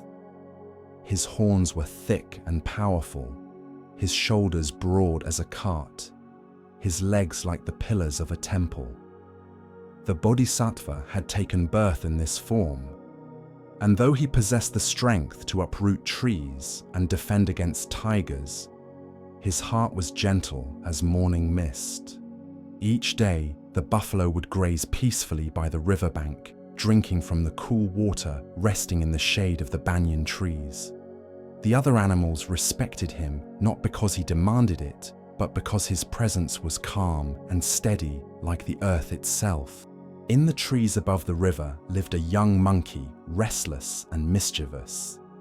He had been orphaned as a baby, raised by an elderly aunt who had recently died, and now he was alone in the world. His loneliness had curdled into bitterness, and his bitterness expressed itself as cruelty. The monkey had noticed the buffalo's peaceful nature and mistook it for weakness. "Look at that stupid creature," the monkey said to the other animals. "So big and strong, yet he does nothing but eat grass and stand in the water. What a waste." One morning, as the buffalo stood knee-deep in the river, the monkey swung down from the trees and landed on the buffalo's broad back. "Hello, you great lumbering fool," the monkey cried, and he began to jump up and down, pulling the buffalo's ears, yanking his tail, screeching insults. The buffalo turned his great head slowly and looked at the monkey with calm, dark eyes. He could have easily bucked the small creature off, could have tossed him into the river with a single shake, but he simply stood still. Why don't you do something?" the monkey taunted. "Are you too stupid to even defend yourself?" The buffalo said nothing. He returned to his grazing the monkey, still on his back, still pulling and yanking and shouting. The other animals watched in amazement. "Why does he allow this?" a deer whispered to her companion. "I don't understand," replied a crane. "One movement and that monkey would be gone." But the buffalo continued grazing as if the monkey weren't there at all. This became the monkey's daily entertainment. Each morning, he would leap onto the buffalo's back and torment him. He would pull the buffalo's ears until they were red. He would yank his tail until the buffalo's eyes watered. He would screech insults calling him stupid, slow, worthless, ugly. And each day, the buffalo would simply continue with his routine grazing, drinking. Resting his eyes calm, his manner peaceful, as if the monkey's cruelty was no more bothersome than a fly. Days turned into weeks. The monkey's torment grew worse. He began to bite the buffalo's ears, to scratch his back with sharp claws, to urinate on his head. Still, the buffalo did nothing. The other animals began to grow angry on the buffalo's behalf. "You should throw him off," said the deer. "You should teach him a lesson." "He's making a fool of you," said the crane. "Everyone is watching. You look weak." But the buffalo only said, "Does a mountain become less because the wind blows against it? Does the river become less because stones lie in its path?" The animals didn't understand, but they stopped offering advice. The monkey, meanwhile, was becoming increasingly frustrated. His cruelty wasn't having the effect he wanted. The buffalo never fought back, never showed anger, never even seemed bothered. This somehow made the monkey even more determined to provoke a reaction. "Well, what's wrong with you?" The monkey would scream, pulling the buffalo's ears as hard as he could. "Why won't you fight me? Why won't you hate me?" The buffalo would simply close his eyes and breathe slowly, deeply, his massive chest rising and falling like the tide. One afternoon, the monkey went too far. In his frustration, he grabbed a sharp stick and jabbed it into the buffalo's side, drawing blood. The buffalo flinched, the first reaction the monkey had ever gotten, and for a moment, the monkey felt a surge of triumph. But when the buffalo turned to look at him, there was no anger in his eyes, only a deep, oceanic sadness. "Why are you doing this?" the buffalo asked quietly. The monkey, startled to hear the buffalo speak directly to him, said, "Because I can, because you're too weak to stop me." Is that truly why?" the buffalo asked. The monkey opened his mouth to shout another insult, but something in the buffalo's gaze stopped him. Those eyes held no judgment, no resentment, no desire for revenge. They held only a profound understanding that made the monkey feel suddenly, inexplicably small. You're not cruel because I'm weak," the buffalo said gently. You're cruel because you're in pain. You're hurting and you don't know what to do with that hurt, so you try to give it to someone else. I'm not in pain, the monkey shouted, but his voice cracked. I'm not hurting, I'm just… You're alone, the buffalo said. You lost your family. You're frightened and angry, and you don't understand why the world took them from you. So you strike out at whatever you can reach, hoping that if you can make someone else feel your pain, yours will be less. The monkey's eyes filled with tears. You don't know anything about me. I know loneliness, the buffalo said. I know suffering. I know what it's like to feel that the world is unfair, that life has dealt you a cruel hand. But I also know that passing on that suffering doesn't ease it. It only multiplies it. The monkey sat down on the buffalo's back, his energy suddenly gone. Why didn't you fight back? He whispered. Why didn't you hurt me? Because you were already hurting, the buffalo replied. Adding more pain to the world wouldn't help either of us. You needed someone to be steady, to be strong enough not to react to your anger. You needed someone to show you that not everyone will abandon you or hurt you back. The monkey began to weep, really weep, for the first time since his aunt had died. Great shaking sobs that came from somewhere deep in his chest. All the loneliness, all the fear, all the anger he'd been carrying poured out of him. The buffalo stood perfectly still, letting the monkey cry on his back, patient as stone, gentle as water. When the monkey's tears finally subsided, he said in a small voice, I'm sorry. I'm so sorry for everything I did to you. I know, the buffalo said, and I forgive you. I always did. How? The monkey asked. How could you forgive me when I was so terrible to you? The buffalo was quiet for a moment, then said, Because I understood that your cruelty was not about me. It was about your pain. And because I knew that if I met your anger with anger, your violence with violence, I would become part of the cycle of suffering. Someone has to be the place where that cycle stops. But I hurt you, the monkey said. I made you bleed. Yes, the buffalo agreed. You hurt my body, but you could not hurt what I truly am. My peace does not depend on how others treat me. It comes from understanding that we are all suffering, all struggling, all doing the best we can with what we know. The monkey climbed down from the buffalo's back and stood before him. Can I stay with you? He asked. Not to hurt you, but to learn from you, to understand how you can be so peaceful when the world is so hard.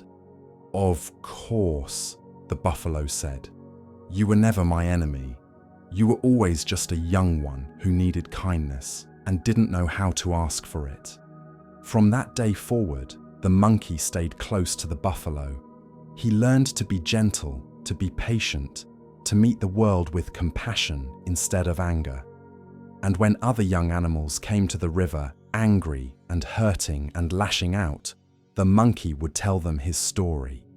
I once tormented the kindest being I ever met, he would say. And he responded not with violence, but with understanding. He showed me that strength is not in fighting back, but in refusing to pass on the pain. He taught me that forgiveness is not weakness, it is the highest form of power.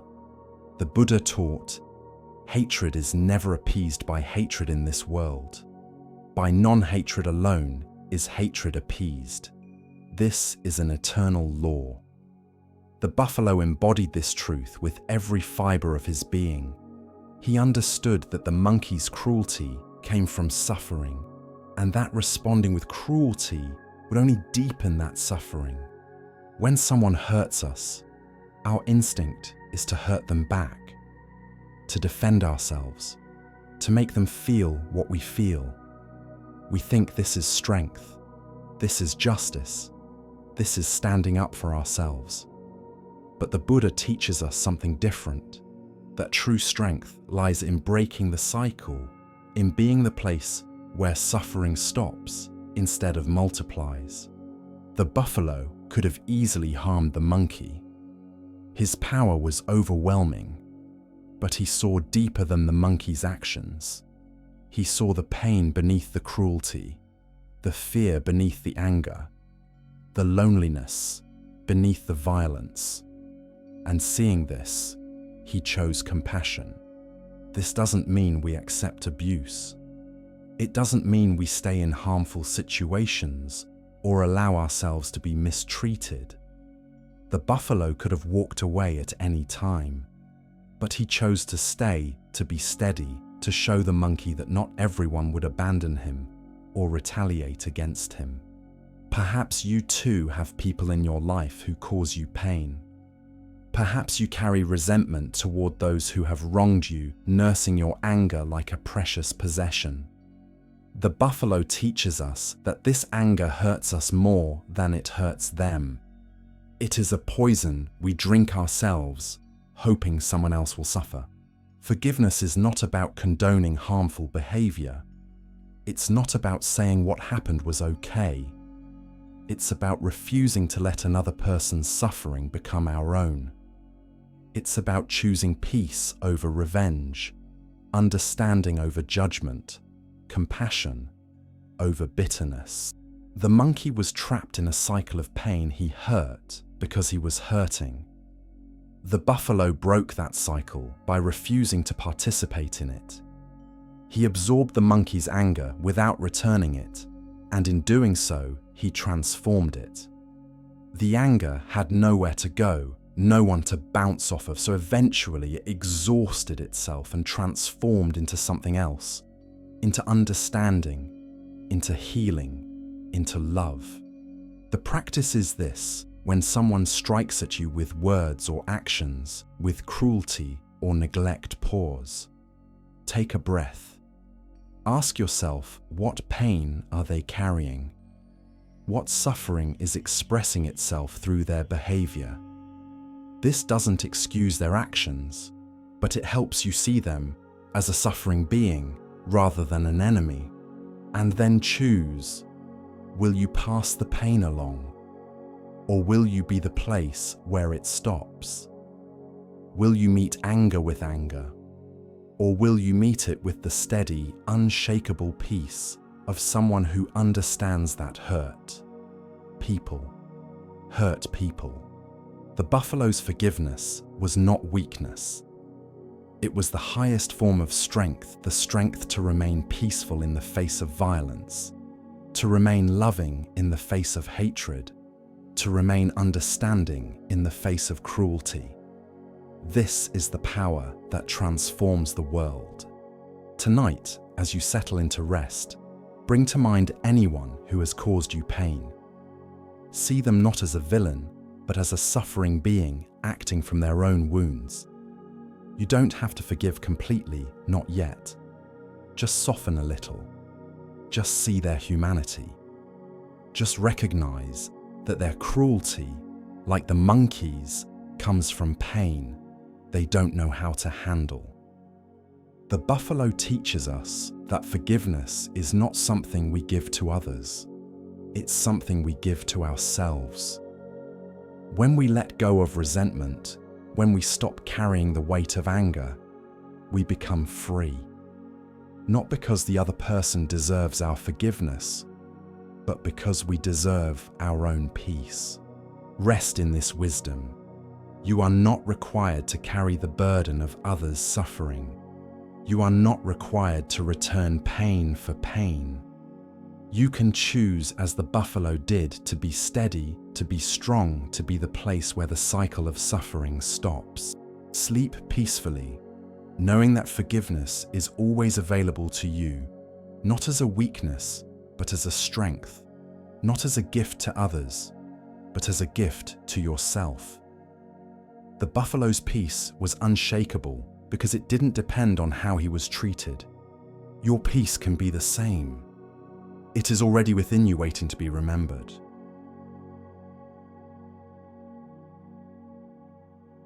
The woodpecker's persistent kindness.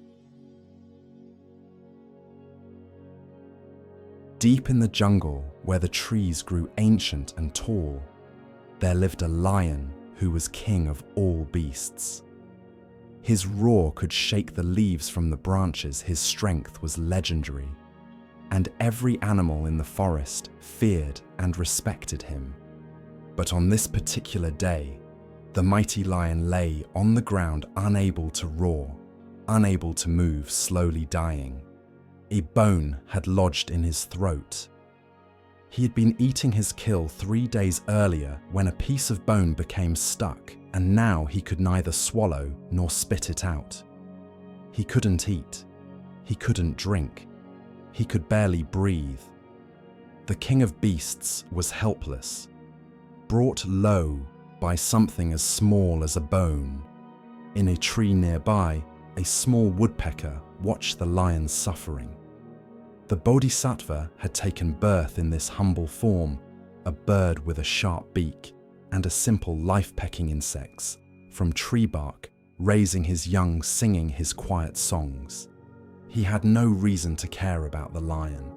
Lions ate birds when they could catch them. But the woodpecker's heart knew no such calculations. "That creature is suffering," the woodpecker said to his mate. "I must help him." His mate looked at him with alarm. "Help a lion? Have you lost your mind?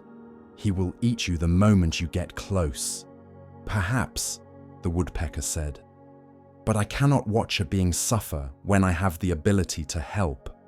"You have a family to think of," his mate said. "Our chicks need you.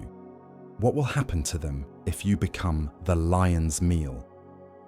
The woodpecker looked at his young ones still in the nest, and his heart ached. But he looked at the lion gasping for breath, and his heart ached more. "Teach our children to be kind," he said to his mate. "That is the greatest inheritance I can leave them." He flew down and landed on a rock near the lion's head. The lion's eyes glazed with pain, and weakness focused on the small bird. "Great king," the woodpecker said, "I see you are suffering. I believe I can help you if you will allow it." The lion tried to speak, but could only make a strangled sound. He nodded his massive head just slightly. "I will need to enter your mouth," the woodpecker explained. "My beak is sharp and precise. I can dislodge the bone, but you must promise not to close your jaws while I am inside."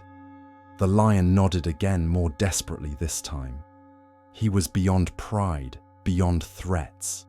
He was simply a being in agony, willing to accept help from any source. The other birds had gathered in the trees, watching in horror and fascination. "Don't do it," a parrot called out. "You cannot trust a lion." "He will eat you," cried a myna bird. "This is madness." But the woodpecker had already made his decision. He flew to the lion's mouth, and the great beast opened his jaws as wide as he could. The woodpecker could see the massive teeth, each one capable of crushing him instantly. He could smell the lion's breath, thick with the scent of meat and death. One twitch of those powerful jaws, and he would be gone. The woodpecker flew into the cavern of the lion's mouth. It was dark inside, and hot and terrifying. The lion's throat convulsed around the bone, and the woodpecker had to work carefully, precisely. He could feel the lion's whole body trembling with the effort of keeping his jaws open, fighting against every instinct to close them. The woodpecker found the bone, a large piece, lodged sideways in the lion's throat. He began to work at it with his beak tapping, prying, trying to dislodge it without pushing it deeper. Minutes passed. The lion's jaws began to quiver. The woodpecker worked faster, his heart pounding. If the lion's strength gave out, if his jaws closed even for a moment, it would be over. Finally, the bone shifted. The woodpecker gave one more precise tap, and the bone came loose. He grabbed it in his beak and flew out of the lion's mouth just as the great jaws snapped shut. The lion coughed, gasped, and then drew in a deep, full breath, the first in 3 days. He coughed again and water came to his eyes. He could breathe. He could swallow. He was going to live. The woodpecker landed on the rock, still holding the bone in his beak. He dropped it on the ground, a small piece of death that had nearly killed the king of beasts.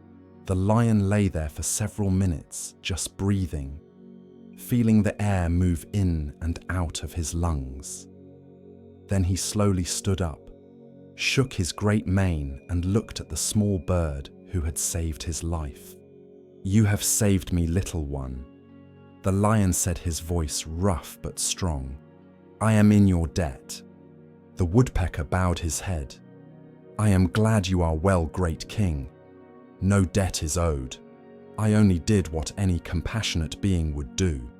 "Nevertheless," the lion said, "if you ever need anything, you have only to ask." The woodpecker flew back to his tree where his mate and children greeted him with joy and relief. The other birds gathered around, amazed that he had survived. "You were right to trust him," the parrot said. "The lion kept his word." "Perhaps there is honor even in predators," said the myna bird. The woodpecker said nothing, just returned to his simple life of finding insects and caring for his family. Several weeks passed. The woodpecker's children grew strong and learned to fly. The forest continued its ancient rhythms, and the lion, fully recovered, returned to his role as king of the jungle, hunting and eating as lions do. One day, the woodpecker was searching for insects in a tree when he saw the lion below resting in the shade. The woodpecker flew down and landed on a nearby branch. "Great king," he called out, "I hope you are well." The lion opened one eye and looked at the bird. "I am well, little woodpecker, thanks to you." The woodpecker hesitated, then said, "I wonder if I might ask something of you. You said if I ever needed anything." The lion's eyes opened fully now and he sat up. "Of course.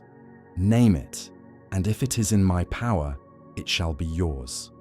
"My family and I live in the dead tree by the river," the woodpecker said.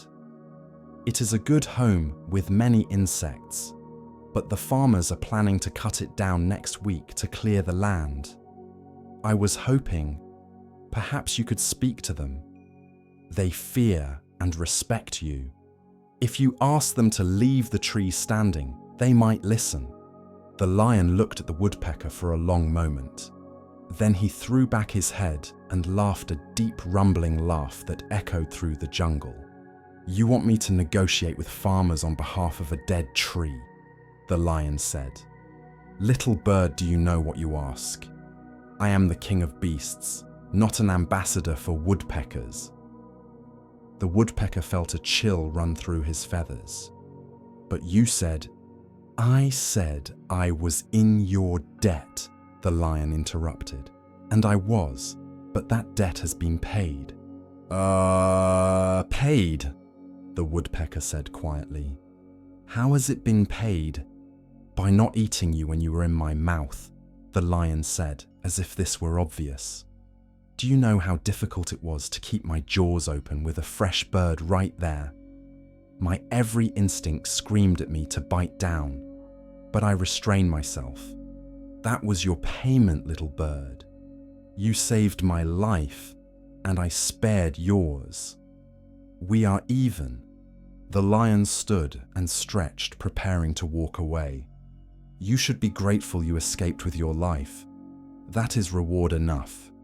The woodpecker sat very still on his branch, watching the lion disappear into the jungle. The other birds who had been listening from nearby trees flew down to offer their sympathy. "I'm so sorry," the parrot said.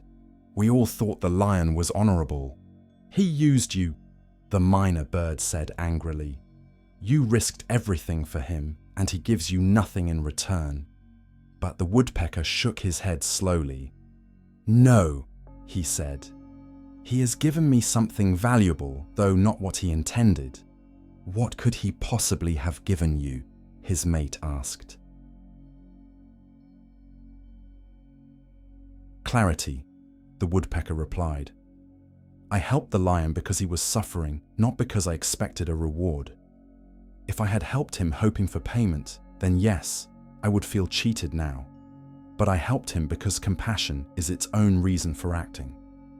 The lion's ingratitude cannot diminish the rightness of what I did. He looked at the other birds. I entered the lion's mouth knowing I might die. I did it anyway because it was the right thing to do. The lion's response, whether gratitude or ingratitude, does not change the purity of that act. I am not less because he is ungrateful. I'm not diminished because he refused to help me in return. But it's not fair, one of the young birds said. No, the woodpecker agreed. It is not fair. But fairness is not why we act with compassion. We act with compassion because suffering calls for response, because our nature is to care, because helping others is how we express what is best in ourselves. He flew back toward his tree by the river. The lion can keep his gratitude. I will keep my compassion, and I know which is more valuable. The Buddha taught, if you light a lamp for someone, it will also brighten your own way. The woodpecker understood this deeply. He had helped the lion not for reward, but because it was right to help.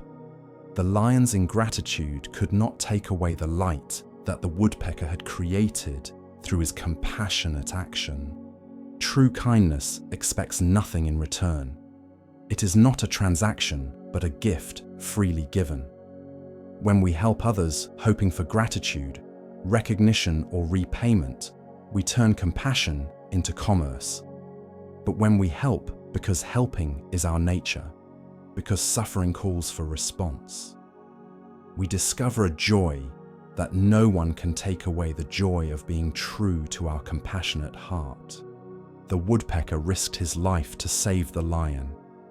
He entered the mouth of death itself because another being was suffering. That act was complete in itself. It needed no reward, no recognition, no gratitude to make it worthwhile. The doing was the reward. We live in a world that teaches us to keep score, to measure what we give against what we receive, to feel cheated when our kindness is not returned. But the Bodhisattva way is different. It asks us to give without keeping accounts, to help without expecting thanks, to love without demanding love in return. This doesn't mean we allow ourselves to be exploited. The woodpecker didn't go back to help the lion again. He simply released any expectation that the lion owed him anything. He helped once freely, and that was enough. Perhaps you too have experienced ingratitude. Perhaps you've helped someone who never thanked you, given to someone who never gave back, loved someone who never returned your love. The woodpecker teaches us that their response does not diminish your gift. Your kindness was real regardless of how it was received. Your compassion was valuable regardless of whether it was appreciated. The practice is this: notice when you're keeping score. Notice when you're helping with strings attached, when you're giving with one hand while the other hand is already reaching for payment. And then gently release the expectation. Help because you can. Give because it's your nature. Love because that's what hearts do. The lion's ingratitude revealed his own poverty, not the woodpecker's. The lion had received the gift of life, but couldn't see beyond his own self-interest. The woodpecker, meanwhile, remained rich in compassion, undiminished by the lion's smallness. When we give freely without expectation, we become free. We are no longer dependent on others' responses to feel good about ourselves. We are no longer vulnerable to disappointment when gratitude doesn't come. We discover that the reward for compassion is compassion itself. The joy of acting from our highest nature, regardless of external results. Tonight, reflect on your own acts of kindness. Have you been keeping score waiting for recognition, feeling resentful when thanks don't come? The woodpecker invites you to release all that. Your kindness was real. Your compassion was valuable. The fact that someone else couldn't see it doesn't make it less true. Rest in the knowledge that compassion is its own reward.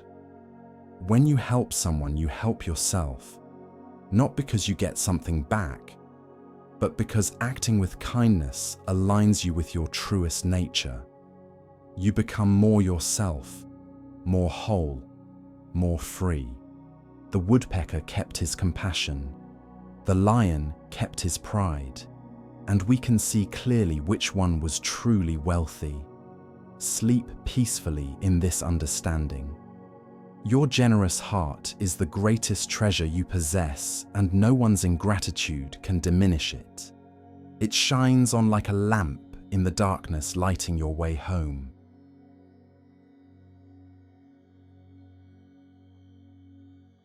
The Bodhisattva's final teaching.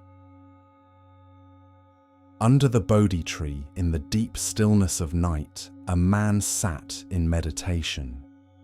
He was no longer quite human, but not yet fully awakened. He existed in that liminal space between ignorance and enlightenment, between suffering and liberation, between the many lives he had lived, and the final understanding that awaited him. The Bodhisattva, for that is what he still was. In this moment sat with his eyes closed, his breath steady, his body perfectly still. Above him, the stars wheeled across the infinite sky. Around him, the night creatures went about their business crickets, singing owls, hunting the river, flowing endlessly toward the sea.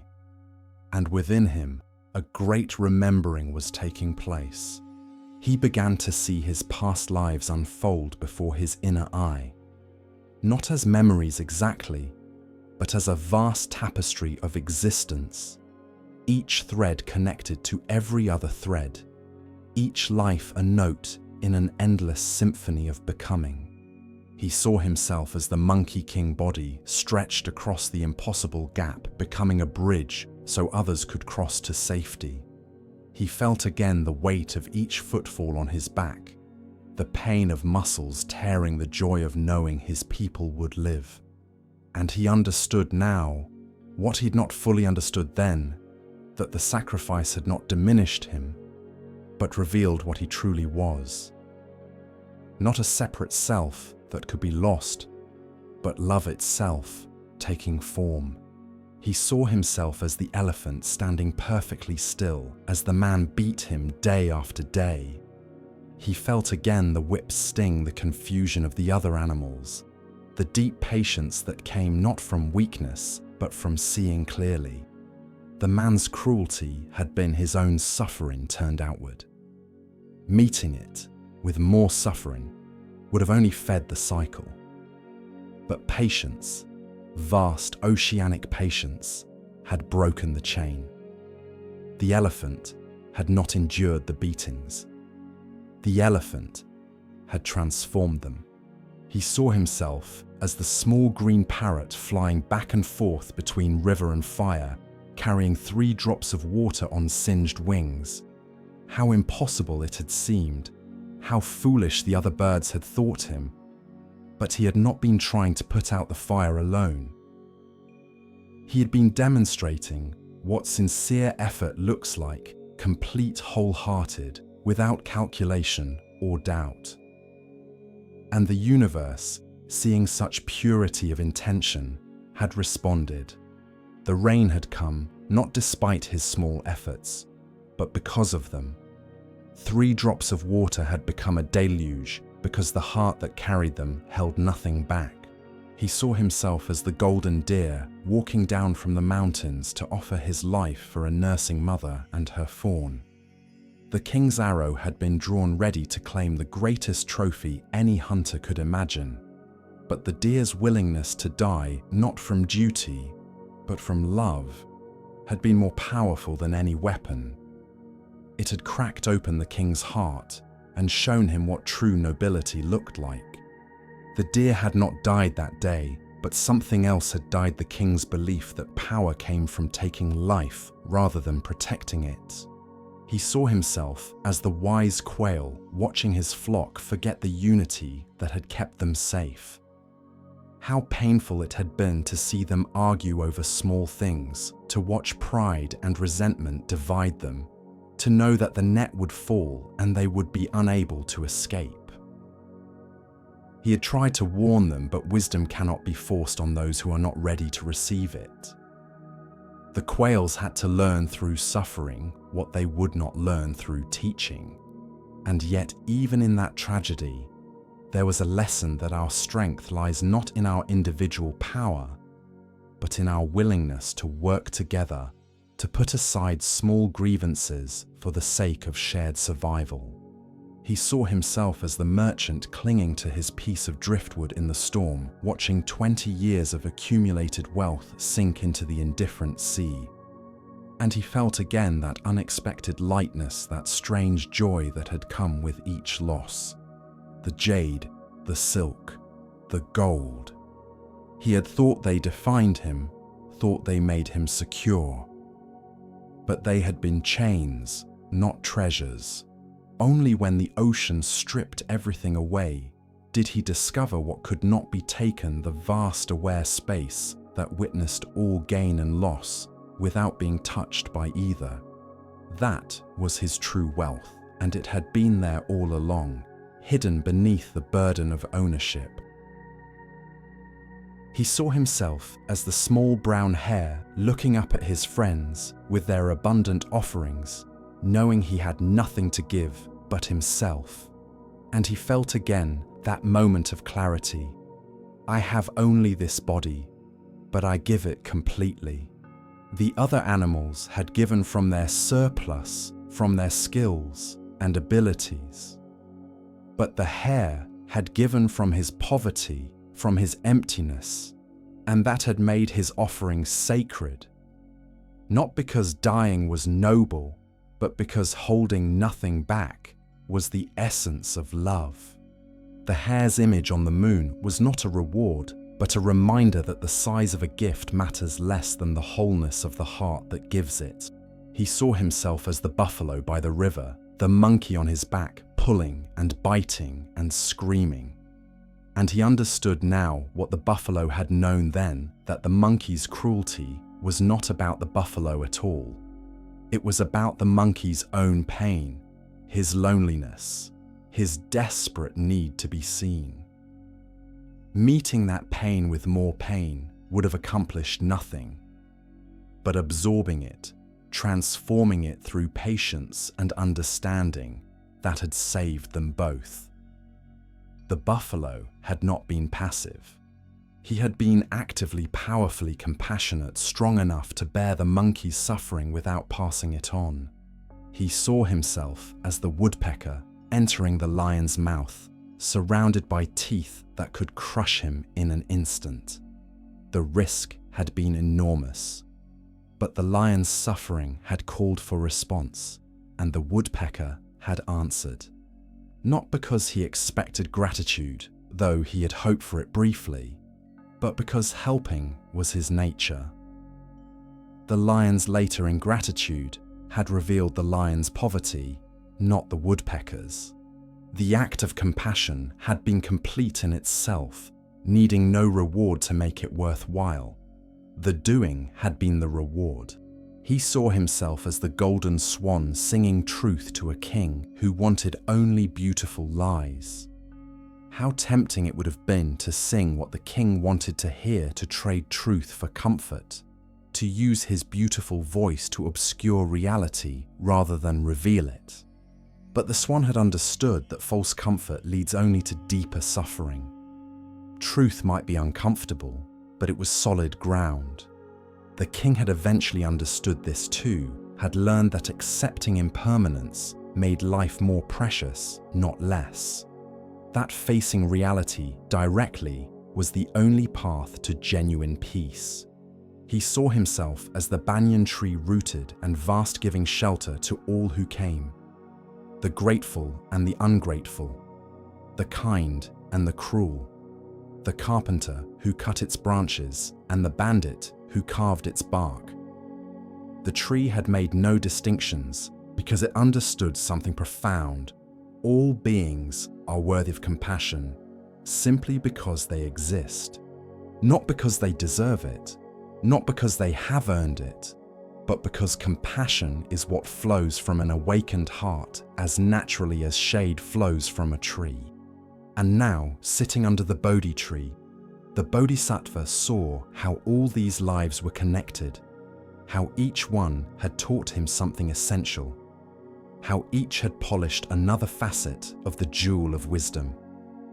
The Monkey King had taught sacrifice, the elephant had taught patience, the parrot had taught sincere effort, the golden deer had taught generosity, the quail had taught unity, the merchant had taught non-attachment, the hare had taught wholehearted giving, the buffalo had taught forgiveness, the woodpecker had taught selfless service, the swan had taught truth, the banyan had taught unconditional love. Each life had been necessary. Each suffering had been a teacher. Each death had been a doorway. He had been building toward this moment for countless lifetimes, and now he was finally ready. But as he sat there, seeing the vast web of his existence, he understood something even more profound. He was not the only one on this journey. Every being he had encountered the deer. He had saved the monkey, he had forgiven the king. He had transformed the man who had beaten him. They were all part of the same awakening. There was no separate self becoming enlightened. There was only consciousness itself waking up to its own nature through countless forms, countless lives, countless expressions. The Monkey King had not saved his troop. The troop and the king were not separate. The buffalo had not forgiven the monkey. The buffalo and the monkey were waves in the same ocean. The merchant had not lost his possessions. The merchant and the possessions and the ocean that took them were all movements in the same vast dance of existence. This was the final teaching, the one that completed all the others. There is no separation. The suffering of others is not separate from your suffering. The liberation of others is not separate from your liberation. When you save another, you save yourself. When you free another, you become free. The Bodhisattva opened his eyes, and in that opening, the Bodhisattva disappeared. What remained was the Buddha, the awakened one who saw clearly that all beings are already Buddha, already awakened, already free. They have simply forgotten, and the work of awakening is not to become something new, but to remember what has always been true. The Buddha would later teach the Four Noble Truths, that suffering exists, that it has a cause that it can end, and that there is a path to its ending. But he had learned these truths not through study, but through living them again and again, in form after form, until the lessons became not knowledge but being itself. He had learned that suffering comes from clinging from the illusion of separation, from the belief that we are isolated selves in a hostile universe. And he had learned that liberation comes from letting go, from seeing our interconnection, from understanding that we are not separate waves but the ocean itself. Every act of compassion he had performed across lifetimes had been a step toward this understanding. Every sacrifice, every moment of patience, every sincere effort every generous gift, all of it had been teaching him that the boundaries between self and other are illusory. When the Monkey King stretched his body as a bridge, he was not sacrificing himself for others. He was recognizing that there was no self to sacrifice, no others to save. There was only love expressing itself through the form of a monkey doing what love does. This was why the Bodhisattva path was not about becoming perfect or achieving some distant goal. It was about recognizing what is already true, that your nature is compassion, that your essence is love, that you are not separate from any being that suffers or any being that rejoices. The Buddha sat under the Bodhi tree as the first light of dawn touched the eastern sky. He had completed the journey of countless lifetimes, but he understood now that the journey had never been about him alone. Every being who had crossed the Monkey King's bridge, every person who had witnessed the elephant's patience, every creature who had sheltered under the banyan tree, they were all part of this awakening. They were all walking each other home, and the path continues. In every moment, in every act of kindness, in every choice to respond with compassion, rather than cruelty, with patience, rather than anger, with truth, rather than comfortable lies, the awakening continues. Not just for one being, but for all beings. Because there are no separate beings.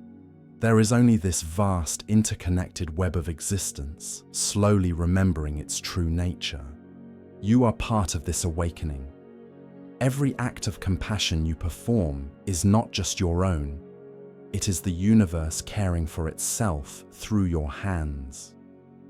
Every moment of patience is consciousness itself learning to be still.